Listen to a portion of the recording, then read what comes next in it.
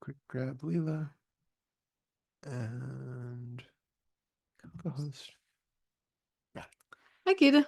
Hello. Hi, Hi, Deborah. Deborah.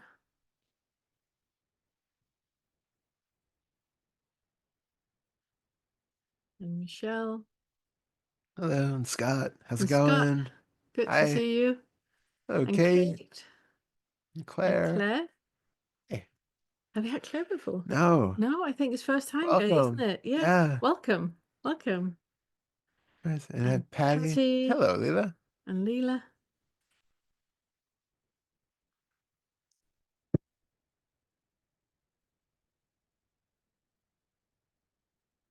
Oh, ow, ow, ow. Oh, Catherine is there. Doop. Do you want to start with your... Yeah, let's just take a couple minutes and let Okay. people. I think. Yeah, we didn't announce that. I have. Did you announce the time difference? Yes. Okay, thank you. You're good. Yeah. I just remembered that there's still a time difference. Yeah. Hello. Hello, Anda. Yeah. It's everybody here from the States except Gitte. So it's only the States that have had. Yeah. So it might We, actually we be we that. might be in an hour inundated with people from Yeah, yeah. In an Europe. hour, everybody from Europe comes. Hey, Janine. Well, it's good to see you. Oh, Hey. Liz. Liz is here. Hello. Oh, Claire is in the UK. Okay. Okay. Somebody got the message. Yeah. So Gitte and Claire, they're up to date regarding daylight saving here. Okay, you are also in the UK? Yeah, well, thank you. Thank you for seeing and thank you for being here. Hey, Elena. Good to see you.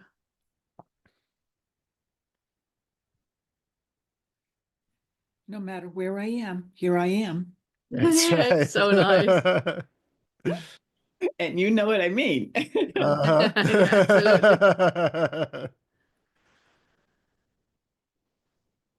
And Liz had a haircut. Huh.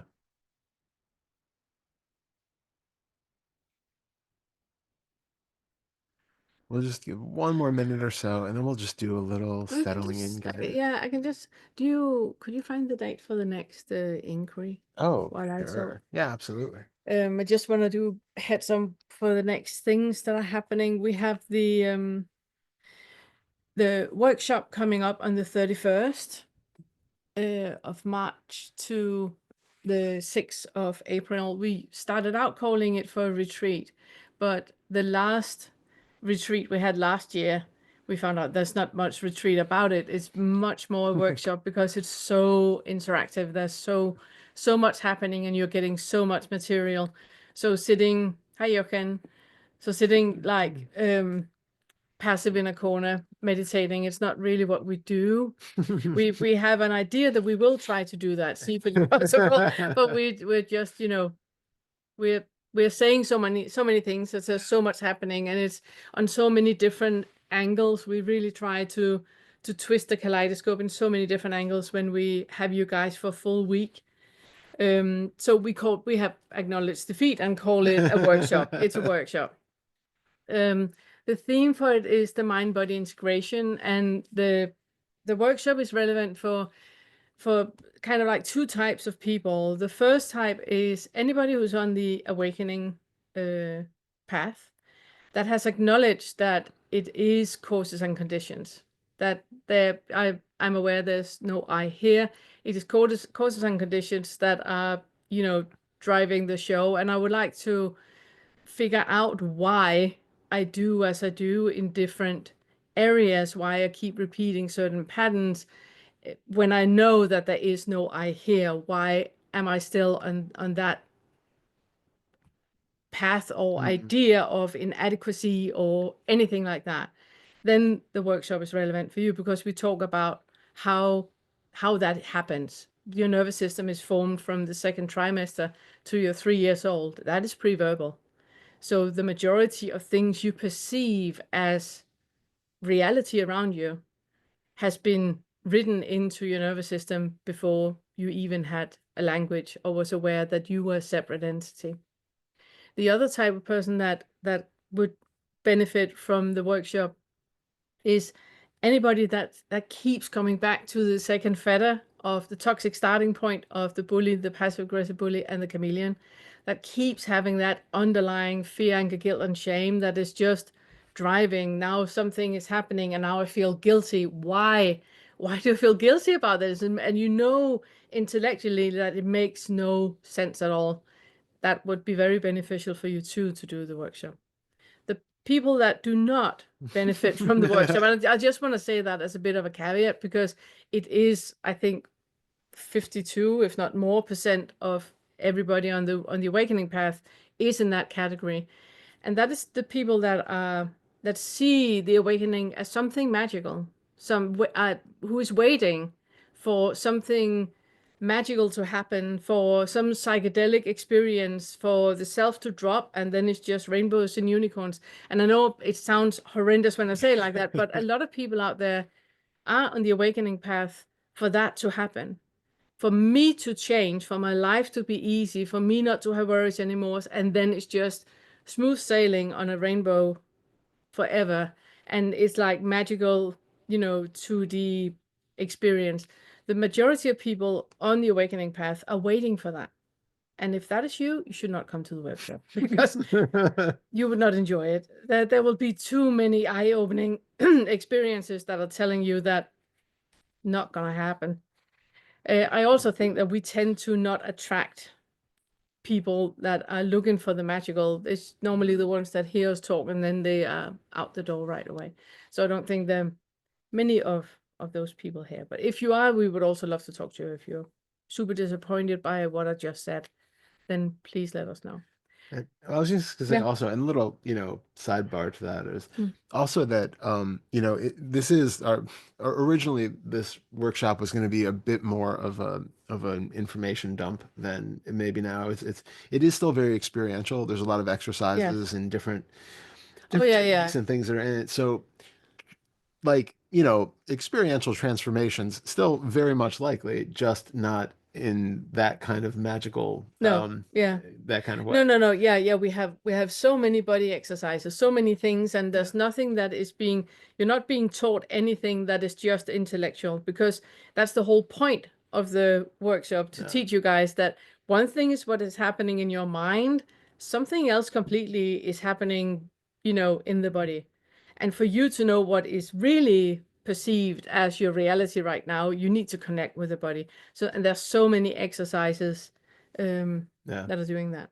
Yeah. And if you want to join the retreat, go to the homepage, theawakeningcurriculum.com, and then under retreats, you have the link and you can sign up for that. Yeah.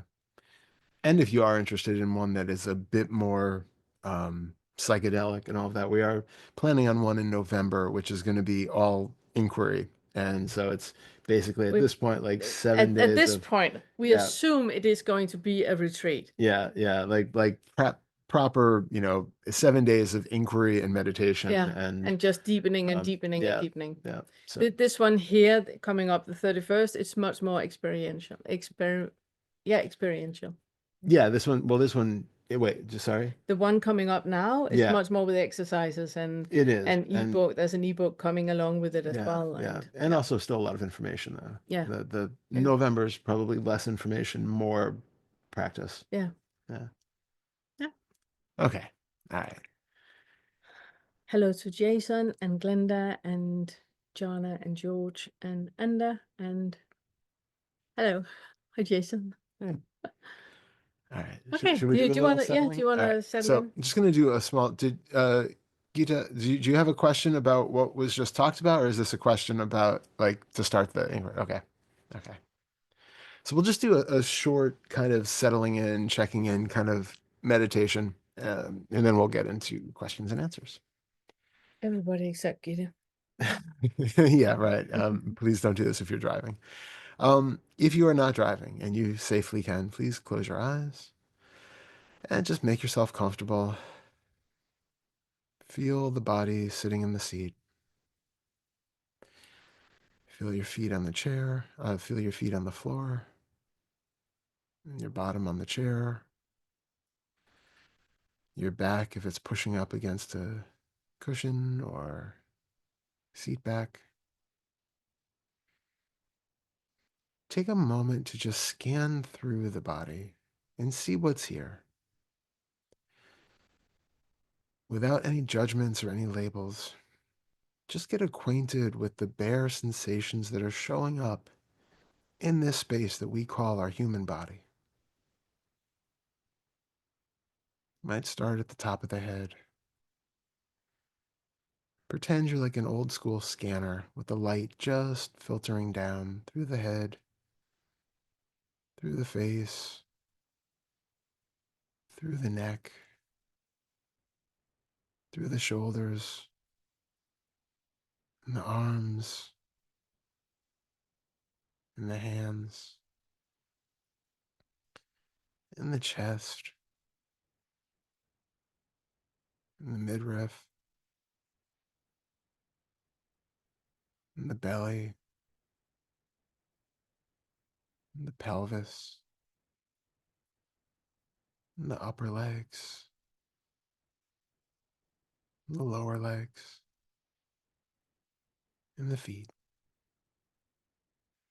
We want to practice just being able to do that quick scan. And over time, it might become so easy that it gets all taken in as just one quick flash. Just get acquainted with what's there. And while you are feeling any sensation that's shown up that seems particularly relevant for this moment, something that might be calling your attention because it's uncomfortable, something that's calling your attention because it seems like it's itchy, a little bit too warm, a little bit achy, calling out for adjustment, repositioning. Just notice it. See if you can hold the space for any of these things to be there. And at the same time, take note of your internal mental world. Do you have visual images going through your mind?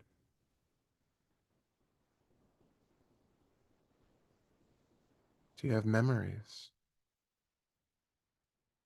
Thoughts about things happening later today? Ideas about questions that you want to ask and things you want to remember?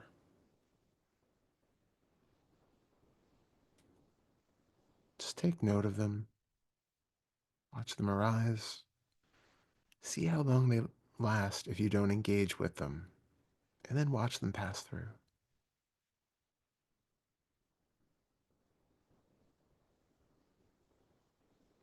Do the same thing with any internal dialogue that you might have.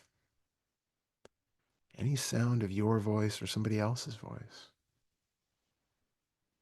Are you hearing music? Are you hearing past conversations? Again, are you repeating to yourself a question that you want to ask and hearing it verbalized? Maybe even hearing our response uh, in a future projection of it to which you will then respond again. Just hear these things if they're happening. We're not pushing anything away. We're just taking note of what's here.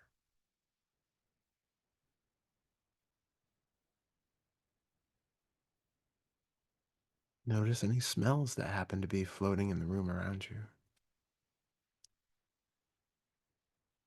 Is it neutral or can you still smell breakfast? Do you have a pet? Other people?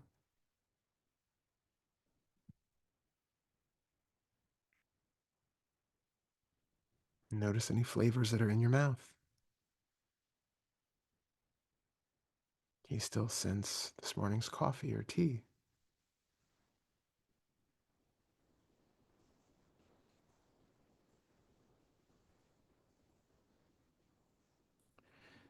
Now see if you can zoom out and take in the entirety of your experience right now.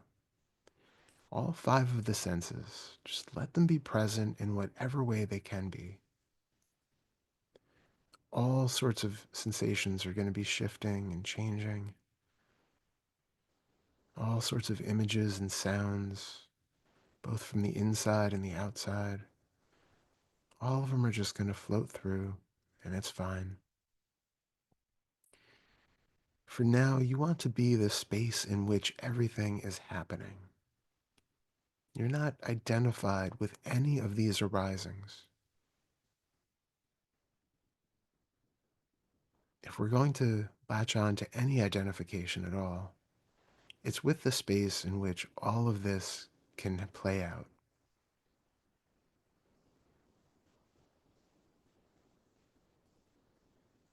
And from this perspective, can you find anything that is not perfect right now, exactly as it is?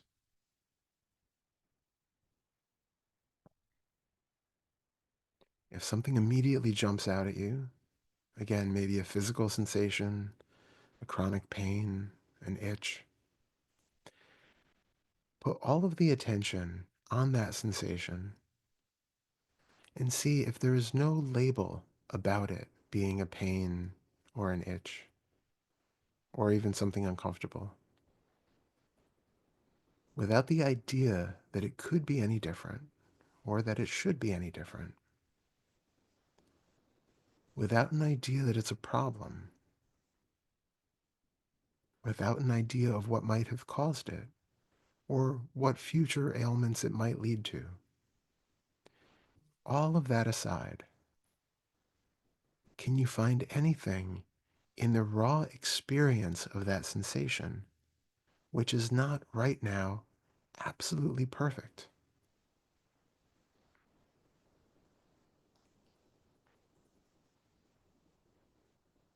This is a beautifully wondrous experience of whatever it is that's here.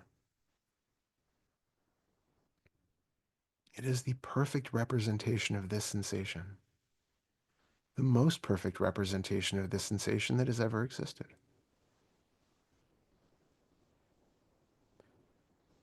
So can you kind of bask in the glory and wonder of that sensation being here?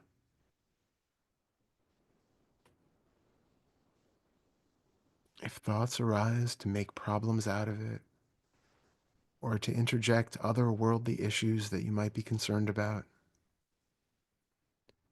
family problems, financial problems, work problems, anything else that stresses you out, just see if you can notice the raw sensation of those thoughts. How do they show up?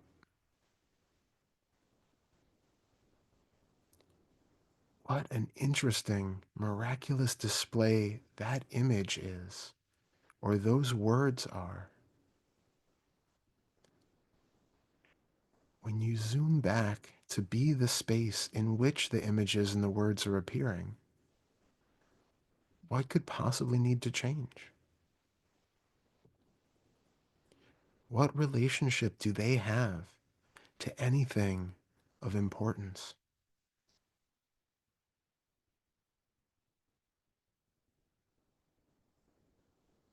Is there any impact at all to that image, that fantasy, or those words that are just pure sound?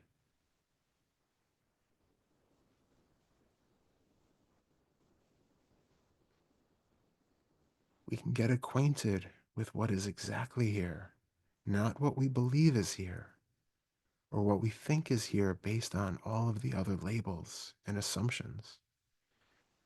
Instead, see what is present and see what is here that isn't perfect without a thought making it that way.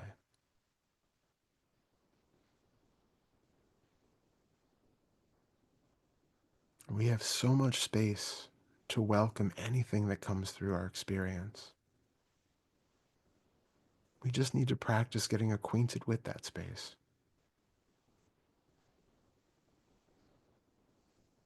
Even the idea of perfect or imperfect is itself a concept that we can eventually let go of. But for now, be happy just experiencing the wonder and the mystery of the experience of conscious life, where all of it is incredible and a perfect representation of this unique, fleeting conscious life. Why could it ever need to change or be different or express itself in any other way than it has?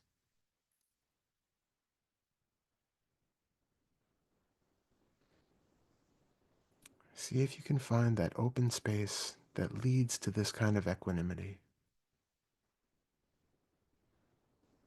And rest here for as long as possible.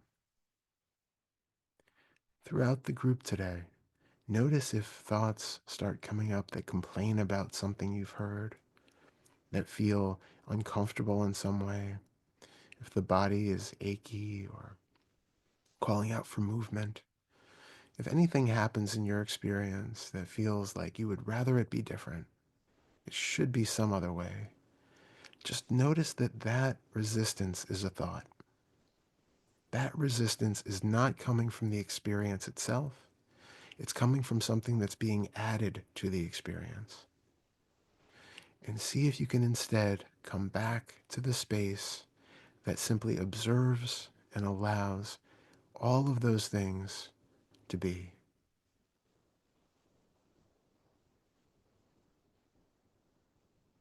When you're ready, you can open your eyes and join the meeting. Mm. That was wonderful. Thank you. Thank you.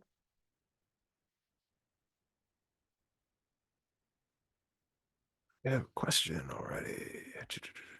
Hello, Mexico in the UK. Me too. Amazing. Michelle said, if the sensory experience is just that, separate from thought and emotion, what or where does the original sensory experience come from? Is it just a knot in the stomach for no reason?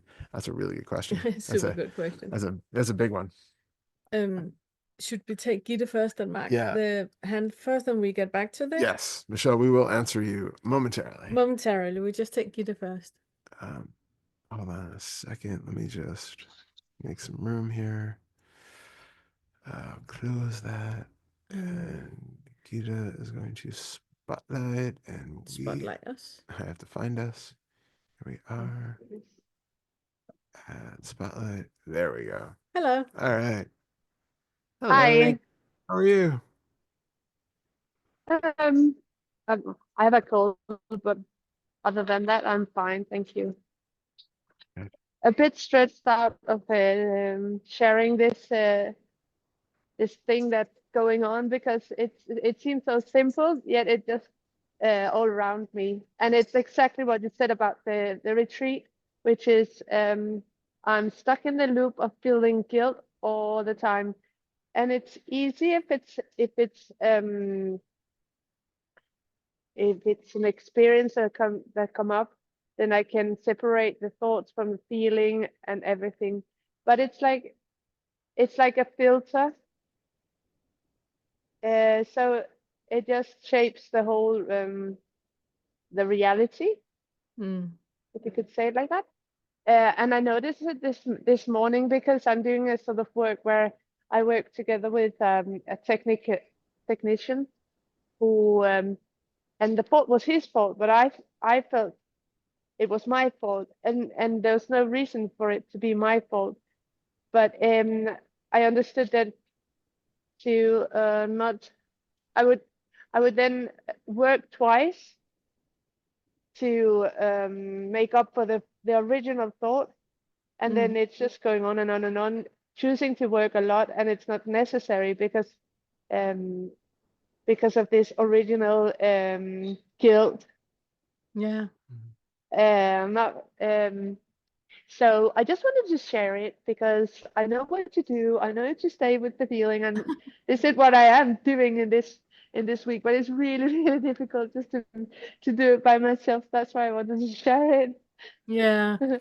I love that. It's actually it's a really, really potent thing that you are touching on there. That one of the things about guilt is that it's filled with so much shame. You know, shame is about the person, guilt is about the action, but both feels like so private and so personal that we don't want anybody else to see that we are guilty of something or see that we are shameful of something. So you sharing it here and saying, I just need more people to bear witness to me walking around in the world and being full of guilt. I mean, everything is my fault. Even something that a technician has done that he did wrong, I twisted into being me that is to blame for that. And you can logically see that there's no way that you had anything to do with a technician doing something wrong. No. The thing to remember is that guilt and shame, it's a survival mechanism. Both of them is a diversion from something else. That the world is safer if this is my fault. For example, let me give you an example. You are 2 years old and you are lying and crying in bed, and mom and dad, they're sitting and watching TV so loud that they can't hear you cry. As a 2-year-old, your world is mom and dad. It's the entire world. But you're not in a position to say that they are not meeting my needs, because if you ostracize them, you will die. A 2-year-old cannot take care of themselves. So what we do in that instance is that we realize there's a discomfort in the body. I feel hungry, I am sad, I need a clean diaper, something is up. But this discomfort, bless you, this discomfort that I feel in my body is less, is less dangerous to feel this discomfort than a world without mom and dad would be. So what we do is we kind of like just. So I would never, it's like I would never say to them my need. I would never express my need, because you can't then as they a could just 2-year-old. say, no. As a 2-year-old, you can't. You haven't even got the distinction between me and them. That doesn't happen until you're 3. So as a 2-year-old, it's the entire world that is unsafe and discomfort right now. But you cannot blame mom and dad, because without them, you would die. So what you do instead is you turn it inward. I am the bad one. There's something wrong with me. They're fine. Mom and dad, they got my back. Mom and dad love me. I am the bad one. I'm the one that is wrong. And then we turn off to the body. The discomfort that we feel in our body, we don't feel that anymore, because we can't feel both. So the relationship, the equilibrium to mom and dad is maintained by me not feeling my body. And we become that person that we do not feel the body at all. And when you start to do all this, you start to open up for what you feel, and all the ickiness surface. And that is what you feel. So one of your survival mechanism is guilt, that you take up too much. That could also be a 3-year-old. And that is another survival mechanism we do. Because as a 3-year-old, we know there's a difference between me here and them there. So if we feel that I have a need, I'm asking for a need, it's too much, I'm being ridiculed or laughed at or told that, get a grip, or you just ate, you can't be hungry again, or whatever. As a 3-year-old, we have 2 choices. Either we turn off to the body as we did when we were 2, or we say the world is too unsafe. I got my back. I'm never ever going to rely on anybody again. I got my back. I'm taking care of my needs. I'm standing up for myself. I'm not relying on anybody. And there you have the aggressive bully. So it's like 2 different survival mechanisms that we have, and it's that early that we have the entire foundation for fear, anger, guilt, and shame. It's built until you're 3 years old, and the rest of our lives is just a repetition. So because it does feel like it does feel like there's nothing. It just comes in like. Yeah. It's a survival mechanism. Yeah. It's a way for you to manage the world where you do not get in contact with you, because the moment you feel guilt, you start to deflect. You're not in your body anymore because it's so icky to be with guilt. Yeah, And yeah, that's why the first thing I said, that the most important thing you just did by sharing it with everybody, going like, hey, you guys, 20 people here. yeah. I am the ugly one in the corner. I just want you to know I'm the one with all the guilt. Everything is on me. I'm the one over here. That's the first thing to do, because that is when you make, instead of having it hidden away and feeling shameful about it, you make it out in the open. Oh, by the way, if anything goes wrong in any of your days today, anything happened to you guys today, it's my fault. I just want to let you know, I got that one. That's on me. That's on me. Because that's how you live your entire life. If your children are not happy, it's your fault. You could have done something differently. If your husband is not happy, you could have done that differently. If anybody, a coworker, even a technician do something wrong, it's your fault. Yeah. But it's only a diversion.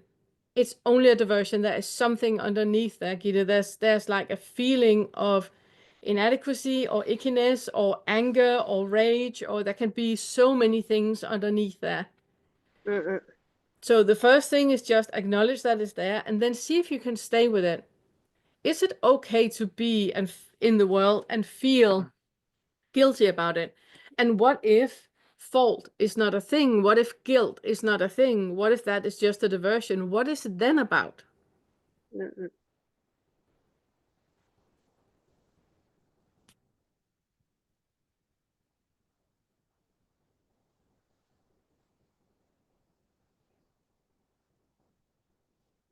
I think it's just like a fundamental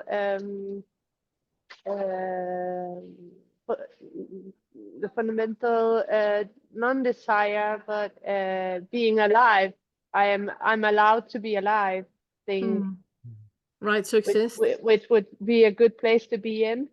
Yeah, Allow myself to breathe. yeah, yeah. I'm really happy you're coming to the retreat. It's gonna be a workshop. It's gonna be really, really good for you, because it's exactly that. That is the right to exist, having that the right to breathe deeply. Yeah. Well, I've recently started two things that I thought I would never start because I thought it was stupid. And one thing is Nordic walking, Yeah, and the other one is Tai Chi. Like, yeah, and it might be because why this is coming up now, because something is moving. yeah. So, That's great. Absolutely.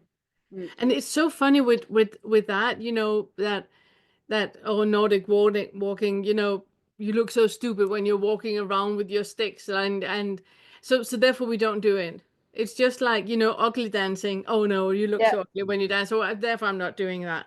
But it's yeah, exactly what we want you guys to do. Step into it. Yeah. Ugly dance. Come on. Make a double chin in public. Do something where you completely where you dare to be something that you have told yourself that you cannot, and see what happens. Because it's like we have put all these rules on ourselves that nobody's enforcing besides ourselves. mm, And if there is no separate self, then what the fuck is happening here? It's like a maintaining of a delusion that is just not needed, but it's there in place for your survival, for you to endure life as 3 months old and 2 years old. But now we can embrace it. We can absolutely allow to be in a world where, yeah, I'm the Nordic walking, Tai Tai Chi Chi. dancing, with Dancing. all the guilt on me, yeah, that's me. I'm like that too. Yeah. yeah. So I just wanted to add this thing, and then I'm done. I In the beginning, like, is it now like 4 or 5 years I've been doing this. Yeah. Yeah, I've been I with you for 5 years now. Yeah, and then in the beginning, I really had the sensation of being Oh, completely. something happened to your mic. I had the There we sensation. Can you hear it now? Yeah. Yeah. Okay, I had the sensation of being empty inside. Mm. Doing this, staying with yourself, it's like It's like being full again, Yeah. or having the sensation of not needing something from outside because Yeah. I'm already full. So it's getting fuller and fuller the more that I stay with whatever is. Yeah. And it's quite Yeah. difficult to explain to someone else that that is Yeah. so.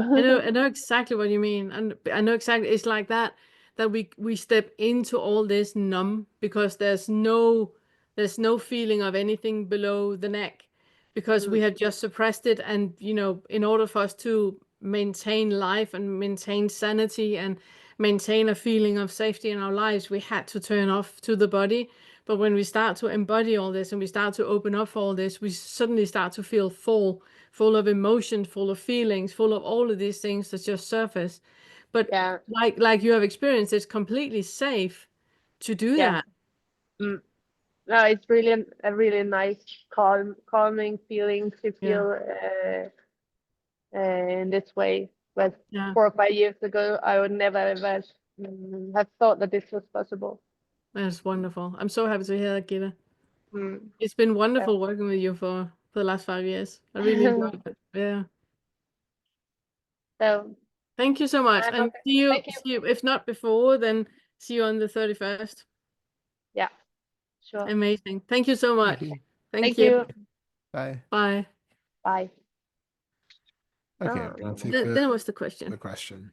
So, if the sensory experience is just that, separate from thought and emotion, what or where does the original sensory experience come from? Is it just a knot in the stomach for no reason? So, okay. I just talked a lot. You take that. Okay. So, I mean, this is a very large and complex topic, Yeah. really. So, first of all, it depends on what kind of sensations we're talking about.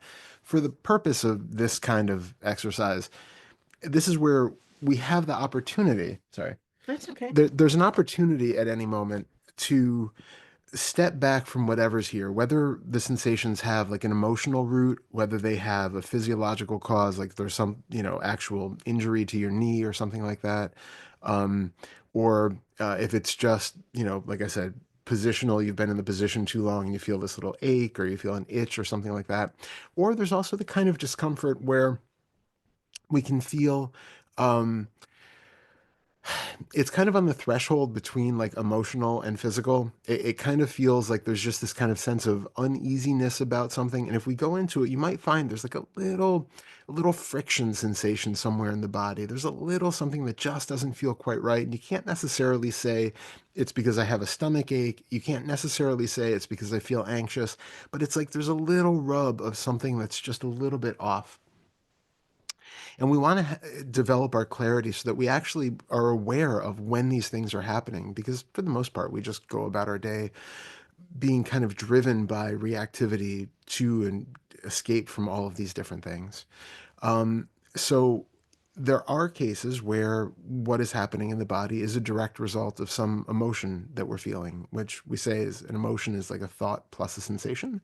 And so if you feel like you're experiencing fear or sadness or happiness or excitement or anything like that, if you get used to looking in, you'll find that there are some physical components that are part of that experience. And then there's also going to be some mental image or voice or something else in your mental world that is giving um, it's giving context for that sensation to make sense. And the kind of feedback loop we talk about is that sensation is giving the kind of haptic feedback, the sort of bodily expression of that thought, so that thought now feels real and tangible, and like you need to take it into consideration or Take it act through it. seriously. Yeah, take it seriously. So the two are interacting all the time. It may seem like they're arising spontaneously together, but we have this interesting ability to kind of break these experiences apart with practice and just be with just the sensation and just see by sensation in this case, I mean be with just the physical sensation, and then you also see the mental images and sounds and all of that stuff, and they kind of at one point seem like they might be inhabiting different parts of this same general space in which all of this internal experience is happening. The more we're working with the upper fetters, the more that can start to break down and fall apart. But for the time being, um, we do want to make sure that we're not using this kind of practice to like bypass and not go to the doctor when you need it. You know, if you have like an actual acute injury and something hurts, we don't just want to sit with it and ignore it because it's, you know, we tell ourselves it's just a product of the mind or something. There is something there that biologically should be taken care of, and we do want to have the, you know, self-care for the non-self and all of that. Um, but when it's like an emotional sensation, or when it's something that we know is a chronic issue, or just, you know, I'm sitting to meditate for an hour and feeling a discomfort in the body, or, you know, do you have to scratch every itch? Do you have to move to correct everything that doesn't feel quite as perfect as you can imagine that it should be? You know, I'm feeling a little bit warm. I need to get another blanket to put on. Okay, now I'm feeling too warm. I need to take it off again. I'm feeling a little bit itchy, so I scratch it. Well, now I'm itching someplace else and I scratch that. I'm feeling a little bit tired in my back, so I adjust and I feel that. Now I'm feeling a little bit achy in my legs, so I adjust that. There's something where those can often be diversions because it's not really about those postural changes. It's often something mental, something where you really don't want to be sitting there meditating, but you're kind of forcing yourself to do it, and these distractions are popping up. So instead, we take that higher view where we feel the space around all of this stuff happening, and then we can just, in these instances, see that sensation is not calling out for action all the time. That because we have a sensation in the body, it doesn't mean that the thought that came with it is real or true. It doesn't mean that we have to constantly move, or that I have a little bubble in my stomach. It doesn't mean I have to go to the refrigerator and eat right now necessarily. It's not about self-deprivation or asceticism, but it's finding how much of our behaviors are necessary and how much is a diversion from feeling something in the body. Yep, I have two things to that as well. Please. The one thing is also that there is a delay in our experience. And we know that, for example, when we hit a racquetball or a tennis ball, it feels like the hit of the ball and the sound of the ball and the movement of the ball is happening in the same space. We know it's not. We know there's a delay, but we don't experience that delay. That is one thing. The other thing is also that we have this tendency to wanting to explain everything. Yeah. And the frontal lobe goes in all the time and make a logic conclusion on what I think this is. So I feel a bit discomfort in the body. It is probably because I'm sitting in a weird way. Yeah. I'm adjusting now. Oh no, I'm still uncomfortable in the body. It's just because I'm sitting in a weird way. So now I'm adjusting. We have this weird thing that the mind all the time wants to explain. Yeah. And normally the explaining is another diversion. Yeah. It's another diversion on another diversion on another diversion. Absolutely. The other thing I also want to say is that the example that you use, Michelle, when you say, is it just a knot in the stomach for no reason? Exactly that example. And I know it might be completely, you know, not it, but it just springs to me that a knot in the stomach is never a physical thing. Obviously, if you have like eaten some prawns you shouldn't have, or something like that. Or you have like a bowel obstruction. Yeah, or appendicitis, something like that. But that knot in the stomach, that is a psychological thing. And what the mind suppresses, the body expresses. And exactly that nervous system that goes to the stomach, where we start to have like tummy ache and all of that, that is a child thing. That is connected with that nervous system that is created at that point. I don't want to go into that right now, but we do that in the retreat workshop. But exactly that, it's that nervous system that is not a physical nervous system, but a psychological nervous system. So when there's something that the mind is suppressing, the body is expressing. And a knot in the stomach is exactly that. So it's a multifaceted thing when we feel anything in the body. It's very often not what you think it is, because the logic conclusion you draw to it and place on it afterwards is something that is placed afterwards. And what is really happening is something under the surface that you do not want any contact with or relationship to. So we divert by saying it's something else than what it actually is. Yeah, absolutely. That's really good. But we could talk a full day about that question. So yeah. And I would just say lastly too on that, again, what I was kind of pointing to. I just saw it's a direct message. Maybe it wasn't supposed to be read out loud. Go on. Yeah, Do you see it's a direct I message? do see that. I'm sorry, Michelle, if we just said something out loud that we couldn't have. Sorry. It was sent as a direct message. Anyway. Sometimes, she said thank you. So, okay. Okay, good. No, it's fine. I wasn't sure how to ask questions in the Thank chat. you. Okay, so good. Perfect. Thank you so much. You're so Thank welcome. you so much. And if you want to say more, you can raise the virtual hand and we can have a back and forth about it. Yes.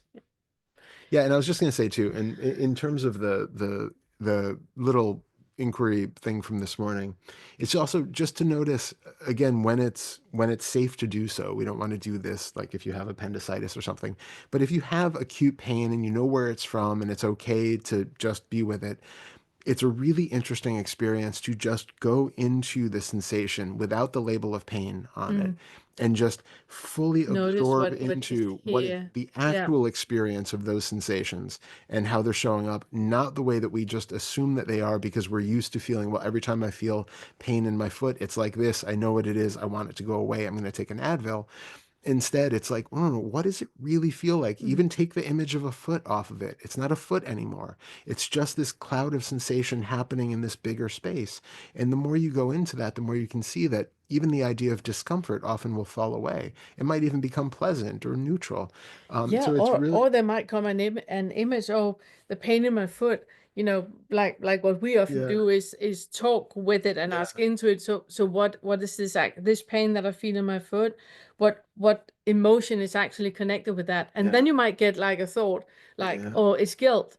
Yeah. Okay, this pain I have in my foot. What is that? Oh, it's guilt. Okay, so I have guilt in my foot. It's funny when you say it that way, but yeah. Yeah, but you know what I mean, that we need to look at the body in a different way and see it as a friend that is talking to you and letting you know about what the state of the union actually is. Yeah, totally. Yeah. Love that. Yeah. Okay. And Linda is coming for the treat. I'm amazing. so happy about that. Thank you so much for that. Wonderful. Yeah. Let's see. And Anda said, would love to stay, but have to go now, see in the future. Okay, good. Catherine asked, I'm neurodivergent and so are my children. Does this body thought feedback work differently for those of us who get more or different body feedback? Yes, absolutely. Absolutely. Again, we have people with their hands up. Catherine, you good? Is that the question you're going to ask us later? Perfect. We take it there. All right, perfect. And this is, Phoebe was just responding back to Gita. Oh, it's wonderful. Could you read it? Yep. She said, yes, Gita, you totally described me too. I'm feeling a lot of negative emotion surfacing towards a lot of people. I'm not this sweet, supportive person I always tried to be. I am all these feelings. I am that too. Other people's ideas or imaginations of who I am are their problem, but I feel guilty when I disappoint others. Oh, yeah, absolutely. Super, super potent to look into. Yeah. Yeah. Okay, let me just close this, make some room, and then we've got Janine, add spotlight. Hello, Janine. Welcome. Okay. Hi. Hello. Oh, there's a sharp bit back there. Oh, sorry. It's okay. Thank you for that lovely beginning exploration, Todd. That was wonderful. Thank you. It got a lot less serious after that. Oh, but the serious is moving in again. And thank you all for your presence. I really appreciate it. So there is a specific question, but I want to give a little bit of background. So since I last came here and spoke about reactivity and such, I should say a lot of support has found me, and I'm so happy for the support. It's just wonderful because it's very fucking difficult right now. So I'm seeing a pelvic floor therapist addressing things like physically, there's a lot of frozenness. I'm seeing a somatic therapist online, and she's wonderful for guiding and exploring. And so I feel as though things are being approached in different ways. And yeah, the support is just showing up. I found a Qigong teacher, and I'm feeling things I was not able to feel before. And it's amazing. Wonderful. I'm doing a lot of calming the nervous system practices, and I can feel, even from the most calm state, I'm now aware of all these, my subtle holdings everywhere. So that's quite interesting.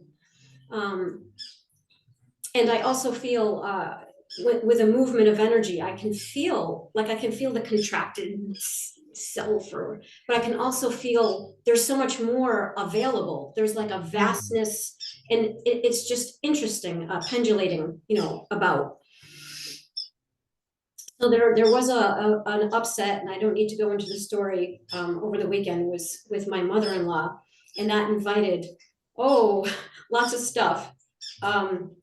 So the overall narrative that's happening is that what was covered over for decades with this suicidal despair, like it's all open now, and all these things are calling to be seen. I call them versions and variations of Janine. And I must say that with the arrival of our Greyhound, I'm so grateful. Sweet Julie. She's such an instrument of unconditional love, and she's such a masterful teacher.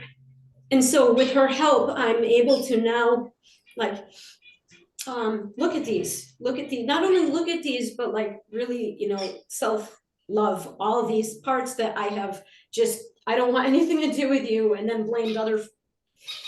So there's an awful lot going on.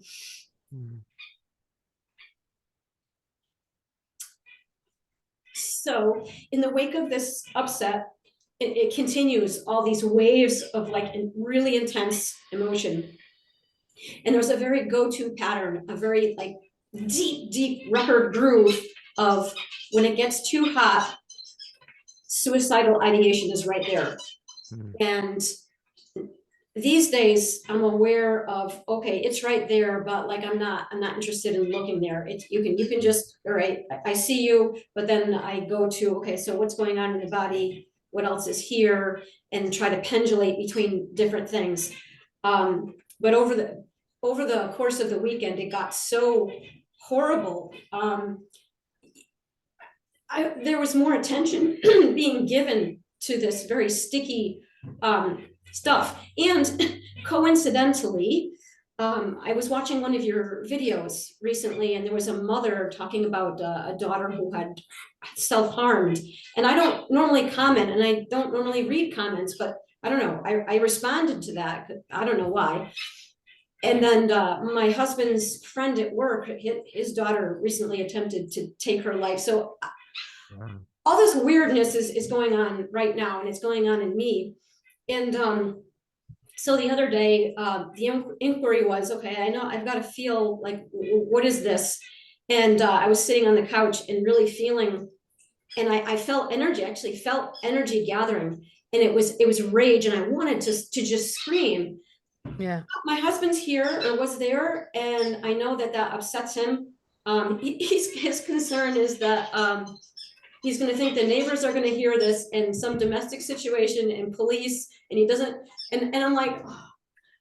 So I actually told him, all right, Joe, go outside. Go outside, I'm going to scream, you tell me how loud it is. And so we did a test, and it's not so loud, it's kind of subtle, so I don't think police are going to be called. But that's what had to happen. But by the time that we figured that, okay, we can do this, like it wasn't going to come anymore. And so the rest of the day was just, it's insane. The thoughts, they're so loud and so compelling. And I know their thoughts, and it's such it's a fixation. That's the perception. This is a very strong, like fundamental fixation.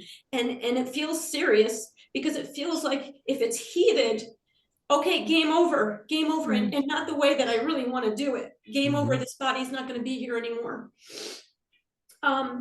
So having been through the medical system for decades with pills and shock treatments and hospitalizations, I'm not, that's not the way. That's not going to be helpful. And there's a feeling or belief that I don't know what the fuck I'm doing. I need some help here. That's a belief in their thoughts. And I know ultimately I gotta go through this. I gotta see, and I'm so willing, but there's such a fear that, the thought system is gonna win, and then it will be game over. So if you have any suggestions. I do. The first thing I would like for you the first thing I want to say is thank you so much for being so vulnerable and authentic and sharing this. This, just like you heard with the talk that you heard the other day, it is so helpful to people, and you never ever know when a suggestion comes up on YouTube where somebody is sitting and sharing something that is so heartfelt and authentic that it just really helps other people. So thank you for doing this, Janine. The second thing I want to say is you are full of rage, and diverting from that and trying to be a good girl and push it down and cry, and you even prefer suicide over being rage and having rage and feeling rage and letting it fill out. I can warmly recommend you a pillow or a big towel and hold it in front of your mouth and then scream and yell and curse until your body is shaking and all of it is out. It's okay to be angry. It's okay to feel rage. It's fine. But you hurting yourself or hurting other people, it's not where the rage is supposed to go. It's just supposed to be felt. It's just supposed to be experienced. So allow your body to experience and express that rage. That is rage. It's fine. If it was laughter, we wouldn't have this conversation. If you were laughing hysterically all the time, we wouldn't have this conversation because societally that is accepted. But it's okay to feel rage. Take a pillow, take a towel. There was one in our groups that said if you put a towel in your mouth, you can scream as much as you want and nobody can hear it. So you just put a pillow or a towel up against your mouth and you just do the existential release. Do you remember that exercise? Yeah. Do the existential release. So you really pump it up from the bottom of your spine all the way up. Have a towel or a pillow ready and just scream it out, shake it out, do another round, scream and shake it out. It's okay to feel rage. You don't need to build on it and making it more by wanting to harm yourself or building on it and making it more and wanting to harm others. Just allow it to be there and allow to express it. It's okay.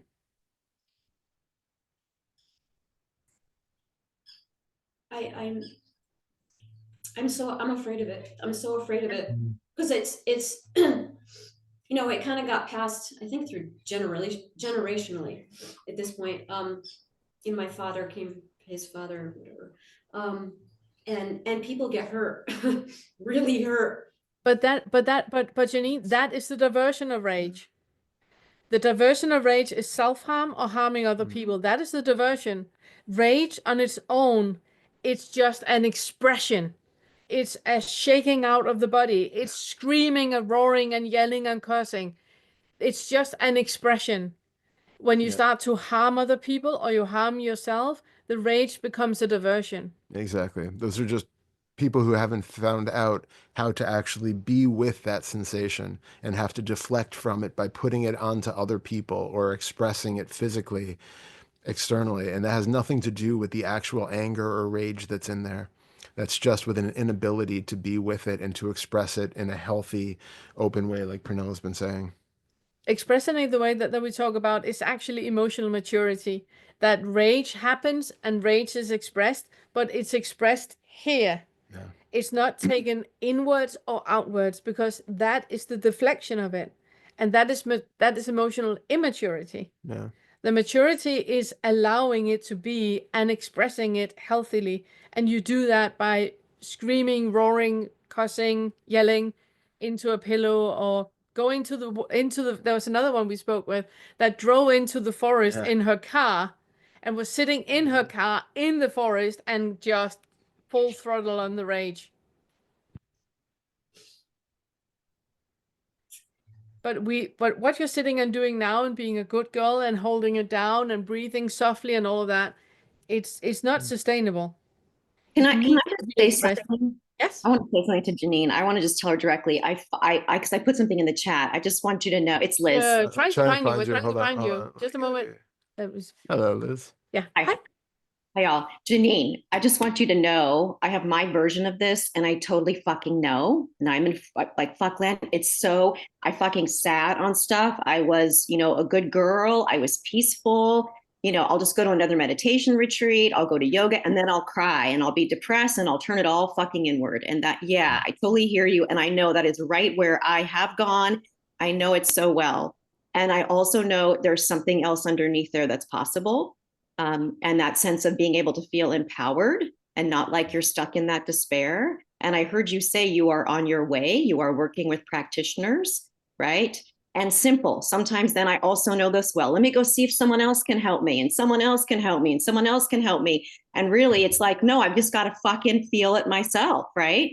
Yeah. So pounding, walking, stomping, yelling, that initial, just that pumping exercise that you've given. Yeah.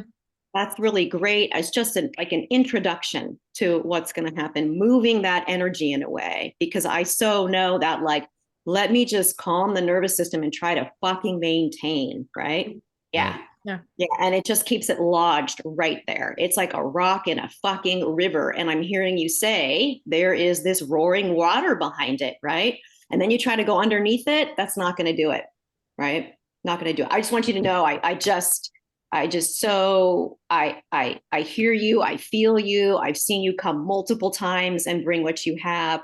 I know your like commitment and your desire, and they are pointing you in a direction that is so essential. Like if you really want to be free, this shift of turning it inward and figuring out what do I do to get it out? This is the key. Yes. And no practitioner can do it for you. No.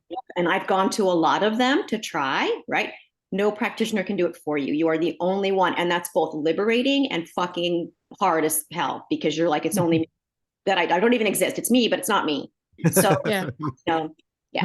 But yeah. Liz, is it okay if I ask you a few questions? Because sure. I know you have been super, super diligent with doing the pumping exercises where you really activate it. And I remember when we had that, hitting on pots and pans, and you had a wooden spoon and you broke broke the wooden spoon. I mean, I took that wooden spoon and I fucking broke it. I wanted to pound. I have so much. Yeah, yes, absolutely. It's rage. Absolutely. It's rage. And it's okay. Yes. It's okay. And you can look and I can say from that young perspective, yeah, good fucking reason you had rage. And also good fucking you that you didn't rage then, because that would have been a problem. But now it is safe to rage. And the existential release is not something I can access still. It just does not work for my system. I don't know if it's a yet. I don't know if it's my body. I don't know what the hell it is, but it doesn't. So just if that's true for anyone. But the pumping does. Pumping does. And sometimes I'll pump for 15 fucking minutes just because it feels good and I shake everything up. And I give it to people that I see all the time as a basic exercise. Wonderful. So simple. Yeah. Wonderful. Yeah. Thank you so much. Thank you so much.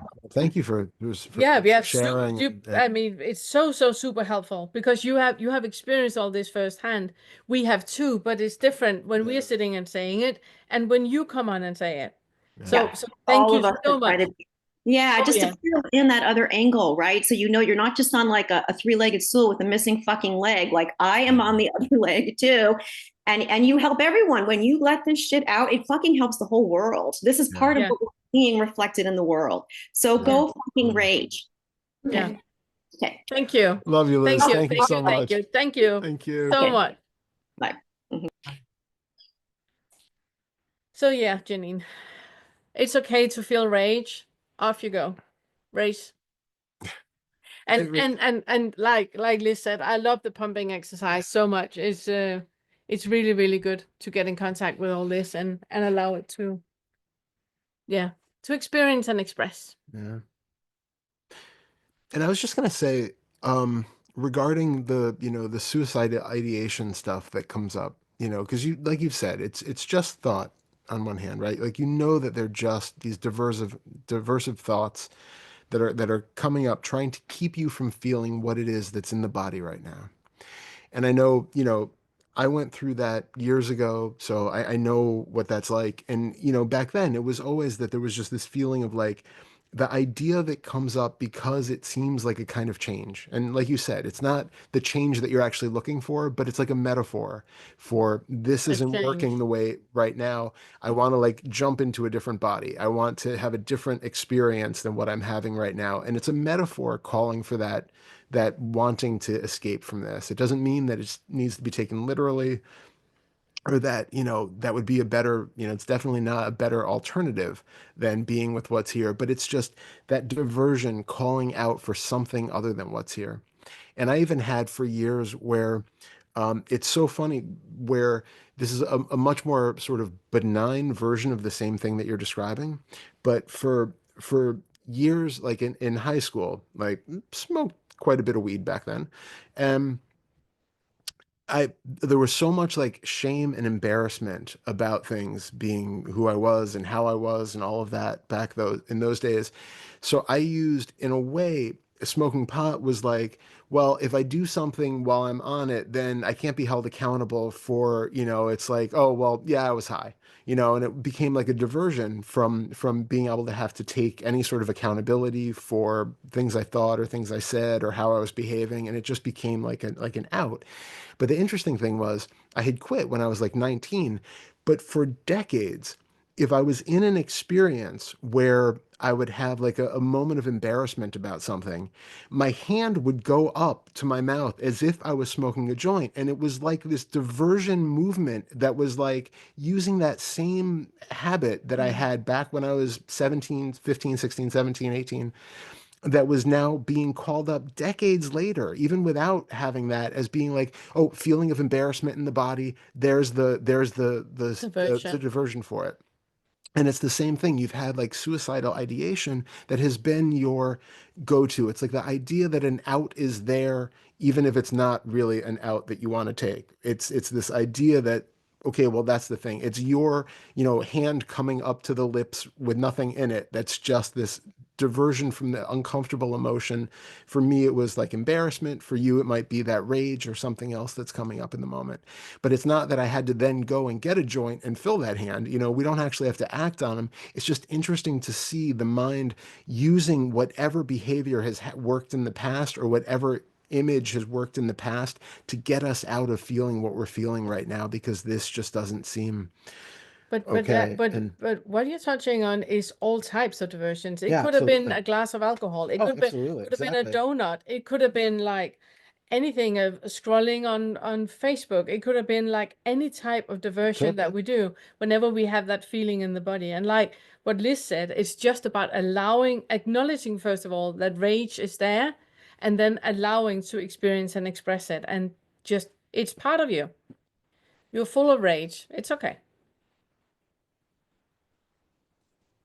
Thank you, guys. Thank you, everyone. Appreciate it. Thank you. Thank you so much. Thank you so Thank you much. so much. Please. And I do feel like I need to say, because also this is going public, and for you as well as anybody else, that if you are having suicidal ideations, I know you have reached out to all sorts of mental health professionals and things in the past too, but it's just for anybody watching this, please also seek help. Seek help in any way Yeah. that you need. Yeah. Thank you.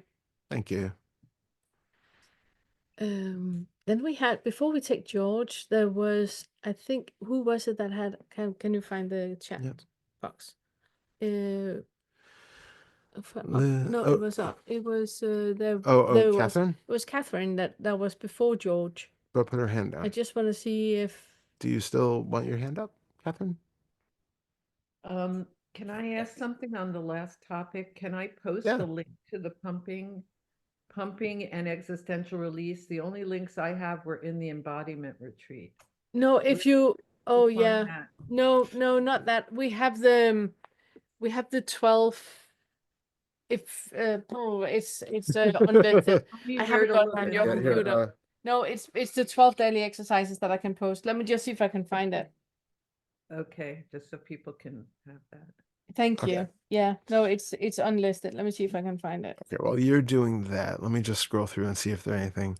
Oh, Orlando said, remind me existential release. So yeah, so It's on the 12 daily. it's on the 12 daily, finding. but for anyone who just in general, it's where you basically sit either cross-legged or, either seated on the floor, or you can also do it sitting in a chair with your back straight. And it's where you coordinate your breathing with the movement of the back, and so you're basically rolling over the sit bones back and forth. You're flexing rocking over and over the pelvis and behind, and so the breath is basically happening on its own from the movement of the body. So you kind of flex forward, and then on an inhalation, and then as you rock backwards, the movement actually expels the breath. And so you very slowly just start breathing out, in, out. And it's this very slow pumping, rocking motion over the sit bones. And what you'll find is it starts to pick up a pace of its own. It will usually speed up at some point. There will be oftentimes like a feeling of energy rising through the body, maybe something in your face, maybe, flushing, all sorts of things. And it will very often end with some sort of, expulsion of screaming, yelling, crying, laughing, something that feels pent up. Not always. There are times where it just kind of peaks for a bit of rocking, and then you just, peters out and you just relax. So the link I just posted is for the 12 daily exercises in the Move into Awakening. It's unlisted, so it won't be in the video. It's a video that is going to be posted after the retreat. Okay. I'm going to post it, but you guys have it now. If you click on it now and you save it, then you have the 12 daily exercises that we use for experience and expressing what is happening in the body and whatever is coming up. And amongst that, you both have the pumping exercise that Liz was talking about, and you have the existential release that Todd just tried to explain. Did I not do well? I think I might have missed some key bits. It's fine. They can watch the video. You were nailing it, babe. Thank you, You're Miss. nailing it. Thank you. It's easier to do than it is to describe. It is. I just want to make sure that who was it that had a question? I keep forgetting the neurodiversion. Yeah, Catherine. Her hand was up for a second. The hand went up. Yeah. You want to talk about it? Was that yes? Okay. Yeah, okay. Sorry. I'm neurodivergent, so I'm having a hard time with the directions and the right on brand. and George, we're talking with you in just a moment. We haven't forgotten about We haven't forgot about you. Hello, my friend. You had a question. Yes. So how does one who is neurodivergent, how do I know the difference between a neurological sensory stemming type input and that like you called it the diversion? How do I know the difference? Because I know my ego's gonna want to be like, oh, that's just the ADHD or the autism. How do I know? You don't. What you do is that you acknowledge that our brain, I'm autistic, and our brain is different. We now know that in the brain, when we're born, there are lots of synapses in the brain. Yeah, exactly. And there's a pruning happening. And in a neurotypical brain, that pruning will have removed, what do I say, 90% or something like that. It's less than that, but it's a much bigger. Let's say, I can't remember, but 60 some 70%. 60. Let's say 60% of all the synapses in the brain that will have been pruned out in a neurotypical brain. In a neurodivergent brain, it's only 16% that is being pruned. Which means that the reason I'm coughing is I'm not sure about the numbers, and I don't like saying it when I'm not sure. It's so funny. So what is happening is that our sensory experiences are picking up on so much. It's also why a lot of us, we have synesthesia, that we don't, for example, I feel a sound. I don't only hear a sound, I feel a sound. I can smell emotions on people. It's not, other neurotypical people can see on a person if they're angry. I can smell it. It's why every time I'm outside amongst other people, I'm always wearing blue glasses, because the blue glasses take the tip of all noise. Sounds are less sharp when I'm wearing blue glasses. So we just work differently. Our brain works differently. We perceive things differently than neurotypical people, which means that we get overstimulated super, super easy. It cannot be compared with anything a neurotypical brain can fathom what we pick up on. So we need more. First of all, I also walk around with workers earmuffs on, and blue glasses, and I have like a smelly thing that is numbing the nose, so I can't smell anything. And that's just like Tuesday. That's just like normal. Gonna use the blender. Here are your earmuffs. Here are my earmuffs. So I put earmuffs on before we use the blender, because it's just how this biology is. And it's just acknowledging that this is how it is. You guys can't see it, but I'm sitting and stimming. I'm stimming Todd with my fingers, but you can't see it because it's under the camera. And it is just a way to self-soothe or to calm. Like a lot of people have. You guys are old enough to remember the landline phone, and a lot of you were probably standing and doing doodles or doing like that with the cord until you completely ruined the cord on the phone. It's the same thing. It's that concentration thing, that we concentrate better when we doodle or when we do something else. There's a difference between that and being more present. I listen better when I stim. If I don't stim, it's like everything is just volcanoing in me. I have like this volcano in me, and I can't hear, and I get tinnitus. But when I'm stimming, it's just everything is calm. A diversion is when there's something happening in you, like we talked just about with rage, and that seems dangerous. So therefore, I'm not going there. So there's a diversion from not feeling it. Can I explain? So I think there are like certain triggers or certain parts of your experience, like sounds and stuff that are kind of. It's not like you're diverting from the fact that there is sound there. You don't emotionally stim. Like you're not stimming to divert from feeling emotions. It's more of like the overwhelming sensory input that it kind of seems to focus down on one thing, as opposed to not having to focus on everything. Yeah. But it's not like you're doing it in ways like to divert from that, or to divert from the emotional stuff that's we're usually talking about. What about the like emotional dysregulation that I can witness in myself, in my meat suit, and in my children?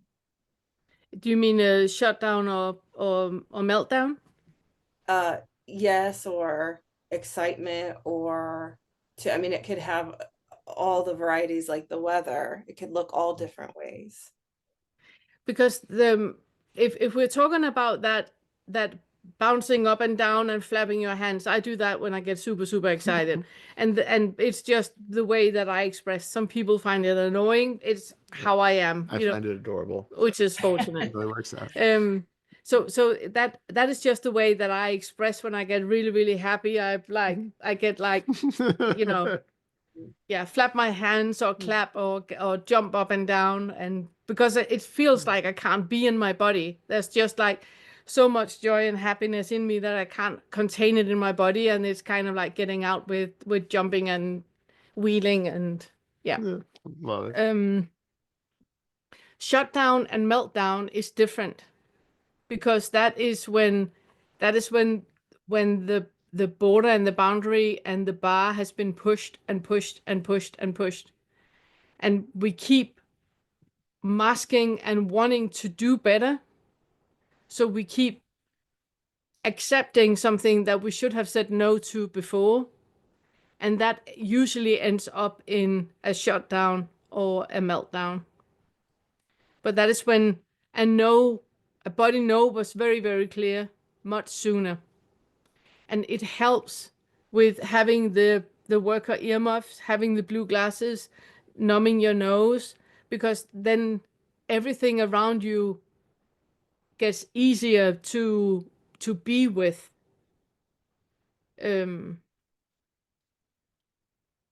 Yeah.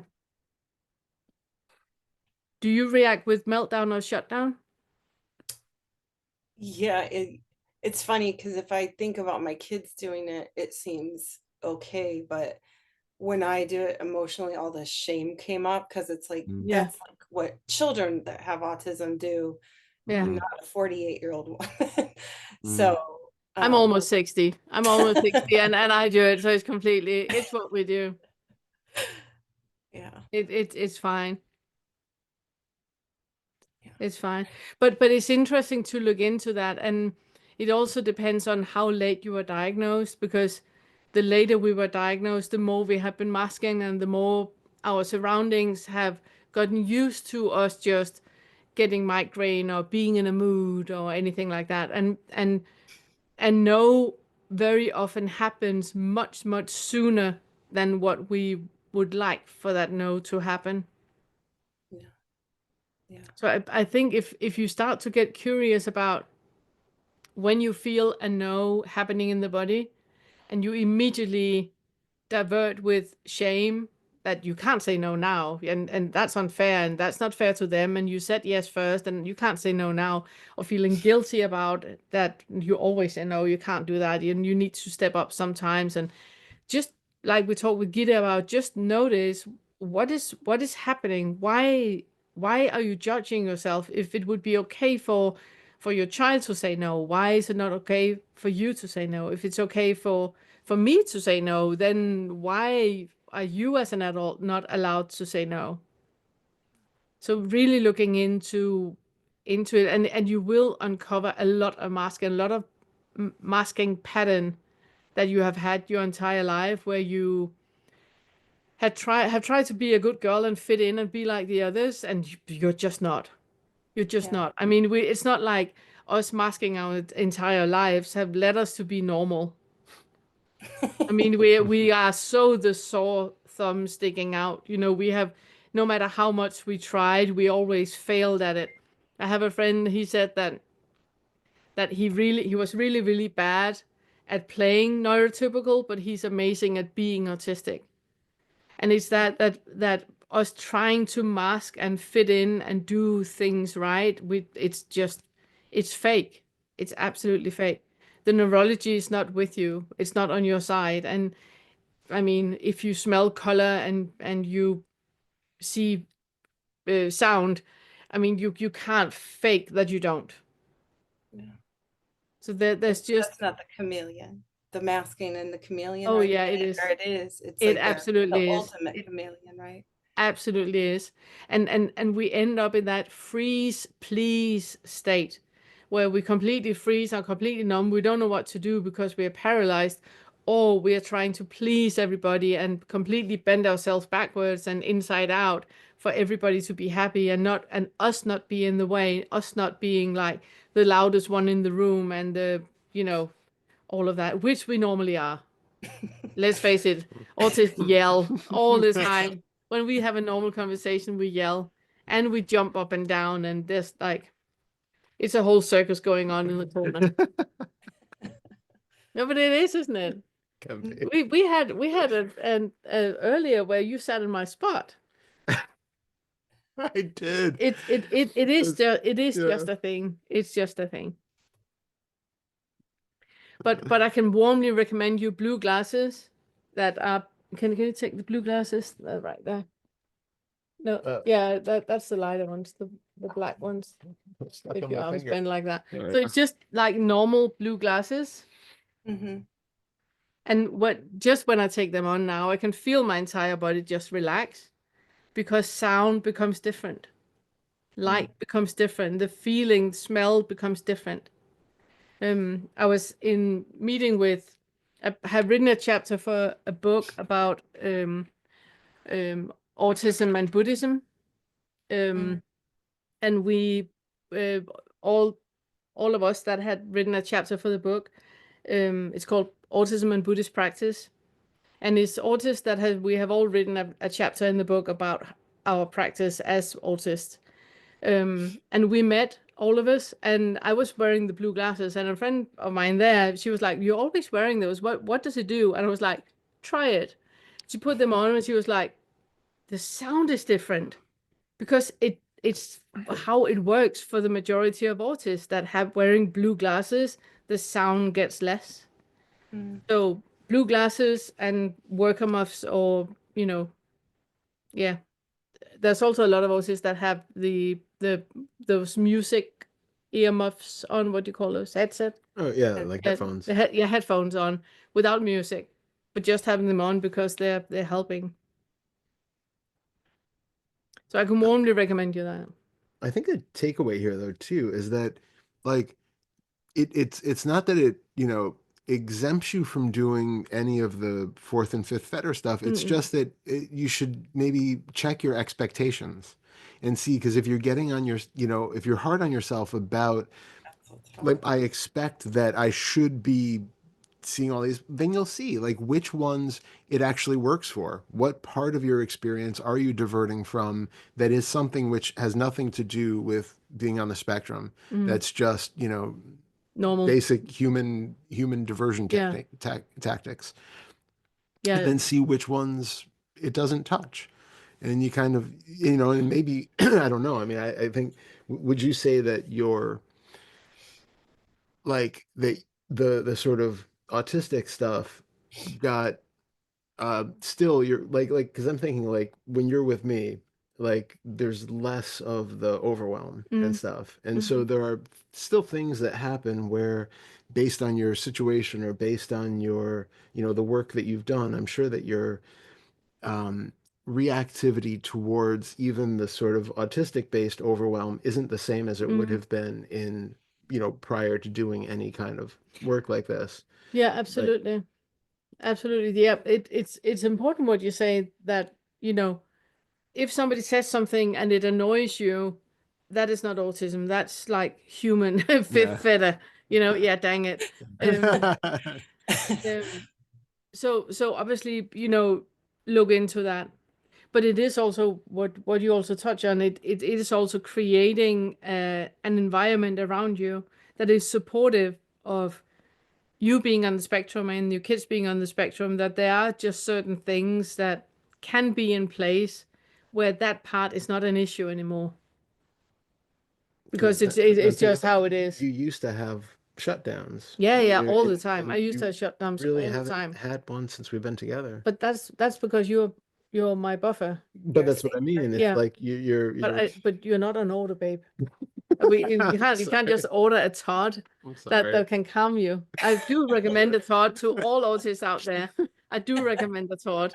You can see what you can find online. I found mine online. It might be possible. It might be possible. I'm Todd for my kids, but no one's Todd for me. No, Sorry. exactly, Yeah. exactly, and that it's really important to find somebody that yeah, or at least you unconditionally have your back. Exactly. They're having some sort of environment set up, like you said, for being able to Yeah, do what you I need. used to have downs all the time Yeah. and migraines all the time. But it was when I found out that I know happens much sooner than I would like it to happen. I would like to be much more diligent, or much more, not diligent, what do you call it? Spacious. So I can take much more before I say no than where in actuality my no is. My no is much sooner than what I would like. So that's just expectations. Tough shit. It is much sooner. That's part of the gift, you know? So it's also that really looking into where your no lies, where your boundary is, when enough is enough, even though you don't think that this is okay. I mean, for a long time, the spoon theory where you have 5 spoons a day. Yeah, exactly. And for a lot of us, we would like to have like 25 spoons. We don't. You have 5. You can't both wash your laundry and fold the laundry on the same day. Not happening. You know? Not if you also want to feed the kids. Yeah. There needs to be there needs to be a choice. You know what I mean? So it's really finding out where your no is. Did that answer your question? Thank you. Yeah. Amazing. I did. Thank you for being here and thank you for asking. Yeah, thank you for asking it. And I can recommend you the series on if you go to my playlist on the Awakening curriculum, there's one called Autistic Awakening. Yeah, I think so. Where I have the interviews with the other authors of Oh, that's the same cup. That's amazing. Yay! Yeah. My I love neurodivergent those. eye the whole time. I was like, oh my God, that's my cup. Sorry. That's amazing. And I love that they have, the little pattern inside.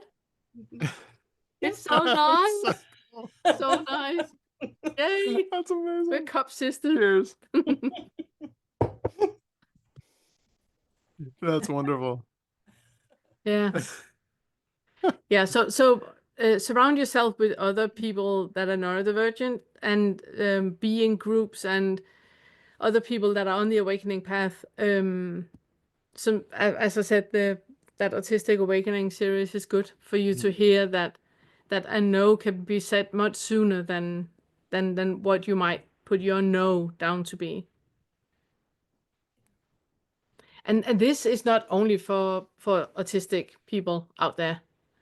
We can all learn that a boundary might be much sooner than where we want that boundary to be, that a no is felt much sooner than where we would like that no to be. So it's not only to autists, it's also to everyone else. I don't really believe in the categories. I think we are all weird in our own way. We are. And it's just, nobody fits into that box that we call neurotypical. Nobody fits in that box. None of us. It just creates a life where all of us try to be different than who we are instead of just allowing ourselves to be as we are. Yeah. Yeah, it was a rage results from overriding our no. Yeah, definitely. Yeah, it's really good. Yeah, definitely. Thank you so much, Catherine. Thank you. Thank you for asking the question. Thank you. Yeah. Okay. And now it's George, finally. Hey. Patient George. Hello. Welcome. There. Welcome. Today. I'm rather impatient by nature. No, really, I am. We haven't seen that here today. My wife accuses me of being impatient, and I am. I have a question about the non-existent separate self. Mm-hmm. I know logically that there's no separate self. Mm-hmm. I could give you a whole bunch of reasons and logical explanations for which to convince you that the separate self is illusory. Mm-hmm. The problem, however, is I still behave and think as if I'm a separate self. Yeah. So my question is, what now? Yeah.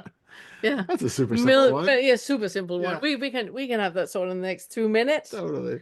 I like Annika Harris the way that she talks about free will, where she says that because we have we have so many choices, I can choose to stand up or sit down or go to bed and turn the computer off or go outside or have a drink or go to the bar. I can choose so many things.